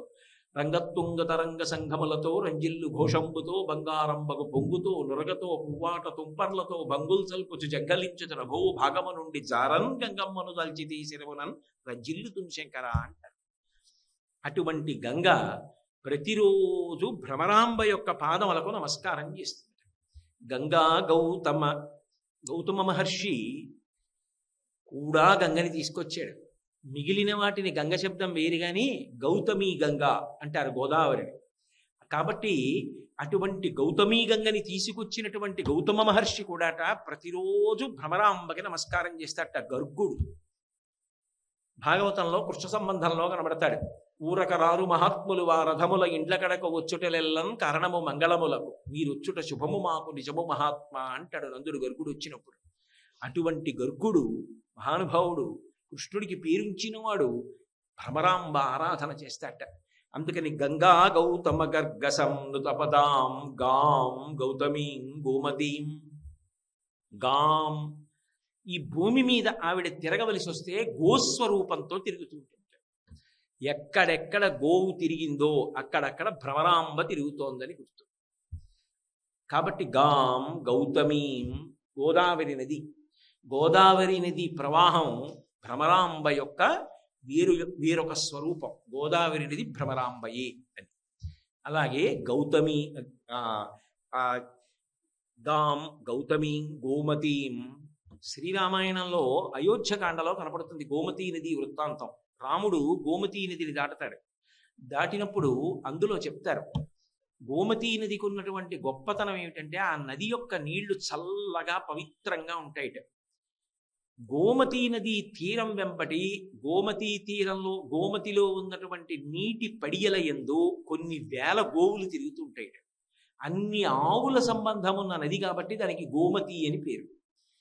ఒక ఆవు కారణంగా వచ్చిన నది కాబట్టి గౌతమి అని గోదావరికి పేరు. గో అంటే గోదావరి. ఎందుకని గౌతముడు అందరికీ అన్నం పెడుతుంటే దుర్భిక్షం వచ్చినప్పుడు ఒక ఆవుని కావాలని ఒక ముసిలియావు పడిపోయేటట్టు చేసి నువ్వు గోసంహారం చేశావని ఆయన మీద అపనింద వేస్తే మహానుభావుడు తపస్సు చేసి శంకరుడి యొక్క అనుగ్రహం చేత తీసుకొచ్చినటువంటి ప్రవాహమే గోదావరి అయింది. కాబట్టి గోమతి నదికి గోస్పర్శ, గోదావరికి గోస్పర్శ. గోవు గోవుగా గొప్పది కాబట్టి ఆవిడ సురభీస్వరూపం. ఈ గోవులన్నిటినీ కన్న తల్లి భ్రమరాంబ. కాబట్టి అందుకే ఆ తల్లి అనుగ్రహము కలిగినది అనడానికి గుర్తు ఏమిటంటే ఓ ఆవు రావాలి. అంకురారోపణం చేస్తే మనం పిలవకుండా ఎక్కడి నుంచో పరిగెత్తుకొచ్చి ఓ ఆవు నించుంది అక్కడ, తల్లి అనుగ్రహించింది అని గుర్తు. అందుకే ఈ సంవత్సరం జరిగేటటువంటి అభిషేకంలో ప్రత్యేకంగా రాజమహేంద్రవరం వెళ్ళి అక్కడి నుంచి గోదావరి నది కలశ తీసుకొస్తున్నారు. అలాగే లక్నో నుంచి ఇతర ప్రాంతాల నుంచి గోమతీ నదీ జలాల యొక్క కలశల్ని తెప్పించారు. ఇప్పటికే తెప్పించి సిద్ధం చేశారు. ఆ గోమతీ నదీ జలాలతోటి గోదావరి జలాలతోటి ఇతర పదార్థములతోటి భగవతికి అద్భుతమైన అభిషేకం జరుగుతుంది ఆదివారం నాడు. కాబట్టి అమ్మ ఈ మూడిటి యొక్క స్వరూపము నువ్వే. గంగా గౌతమ గర్గసం నుతపదాం గాం గౌతమీం గోమతీం శ్రీశైల స్థలవాసినీం భగవతీం శ్రీమాతరం భావయే. అనుకున్న వేళకి గట్టెక్కించగలిగిన తల్లి. ఎవడు ఏ వేళకి ఏది పొందాలో ఆ వేళకి అది వాడు పొందాడనేటటువంటి కార్యక్రమాన్ని చెయ్యగలిగాడు అనేటటువంటి సంతోషాన్ని తృప్తిని ఇవ్వగలిగిన తల్లి ఆమెయే. కాబట్టి అటువంటి తల్లి ఎవరున్నదో ఆ తల్లి భ్రమరాంబ. ఆ భ్రమరాంబ శ్రీశైలమునందు వెలిసి ఉన్నది. భావయే, మనసులో ఆమెని ఒక్కసారి భావన చేసినంత మాత్రం చేత ఆమె అనుగ్రహం కలుగుతుంది. దేవి భాగవతంలో భ్రమరాంబ గురించి చెప్తూ ఓ మాట చెప్తారు. భ్రమరాంబా స్వరూపాన్ని ఒక్కసారి మనసులో స్మరించిన, భ్రమరాంబా స్వరూపం గురించి స్తుతి చేసిన, భ్రమరాంబ దర్శనం చేసిన, భావన చేసిన సకల విజయములకు కారణమవుతుంది. ధర్మము వర్ధిల్లుతుంది, లోకమునందు శాంతి కలుగుతుంది. అంత గొప్ప స్వరూపం భ్రమరాంబా స్వరూపం. ఈ సంవత్సరం శారదా నవరాత్రుల యొక్క పూర్వాంగ ప్రసంగంలో శంకరాచార్య కృతమైనటువంటి భ్రమరాంబాష్టకం మీద పలికించడం, ఆ తల్లి నన్ను ఉపకరణంగా తీసుకుని పలికించింది తప్ప నిజానికి నాకేం వచ్చని నేను పలకగలను. ఆ తల్లి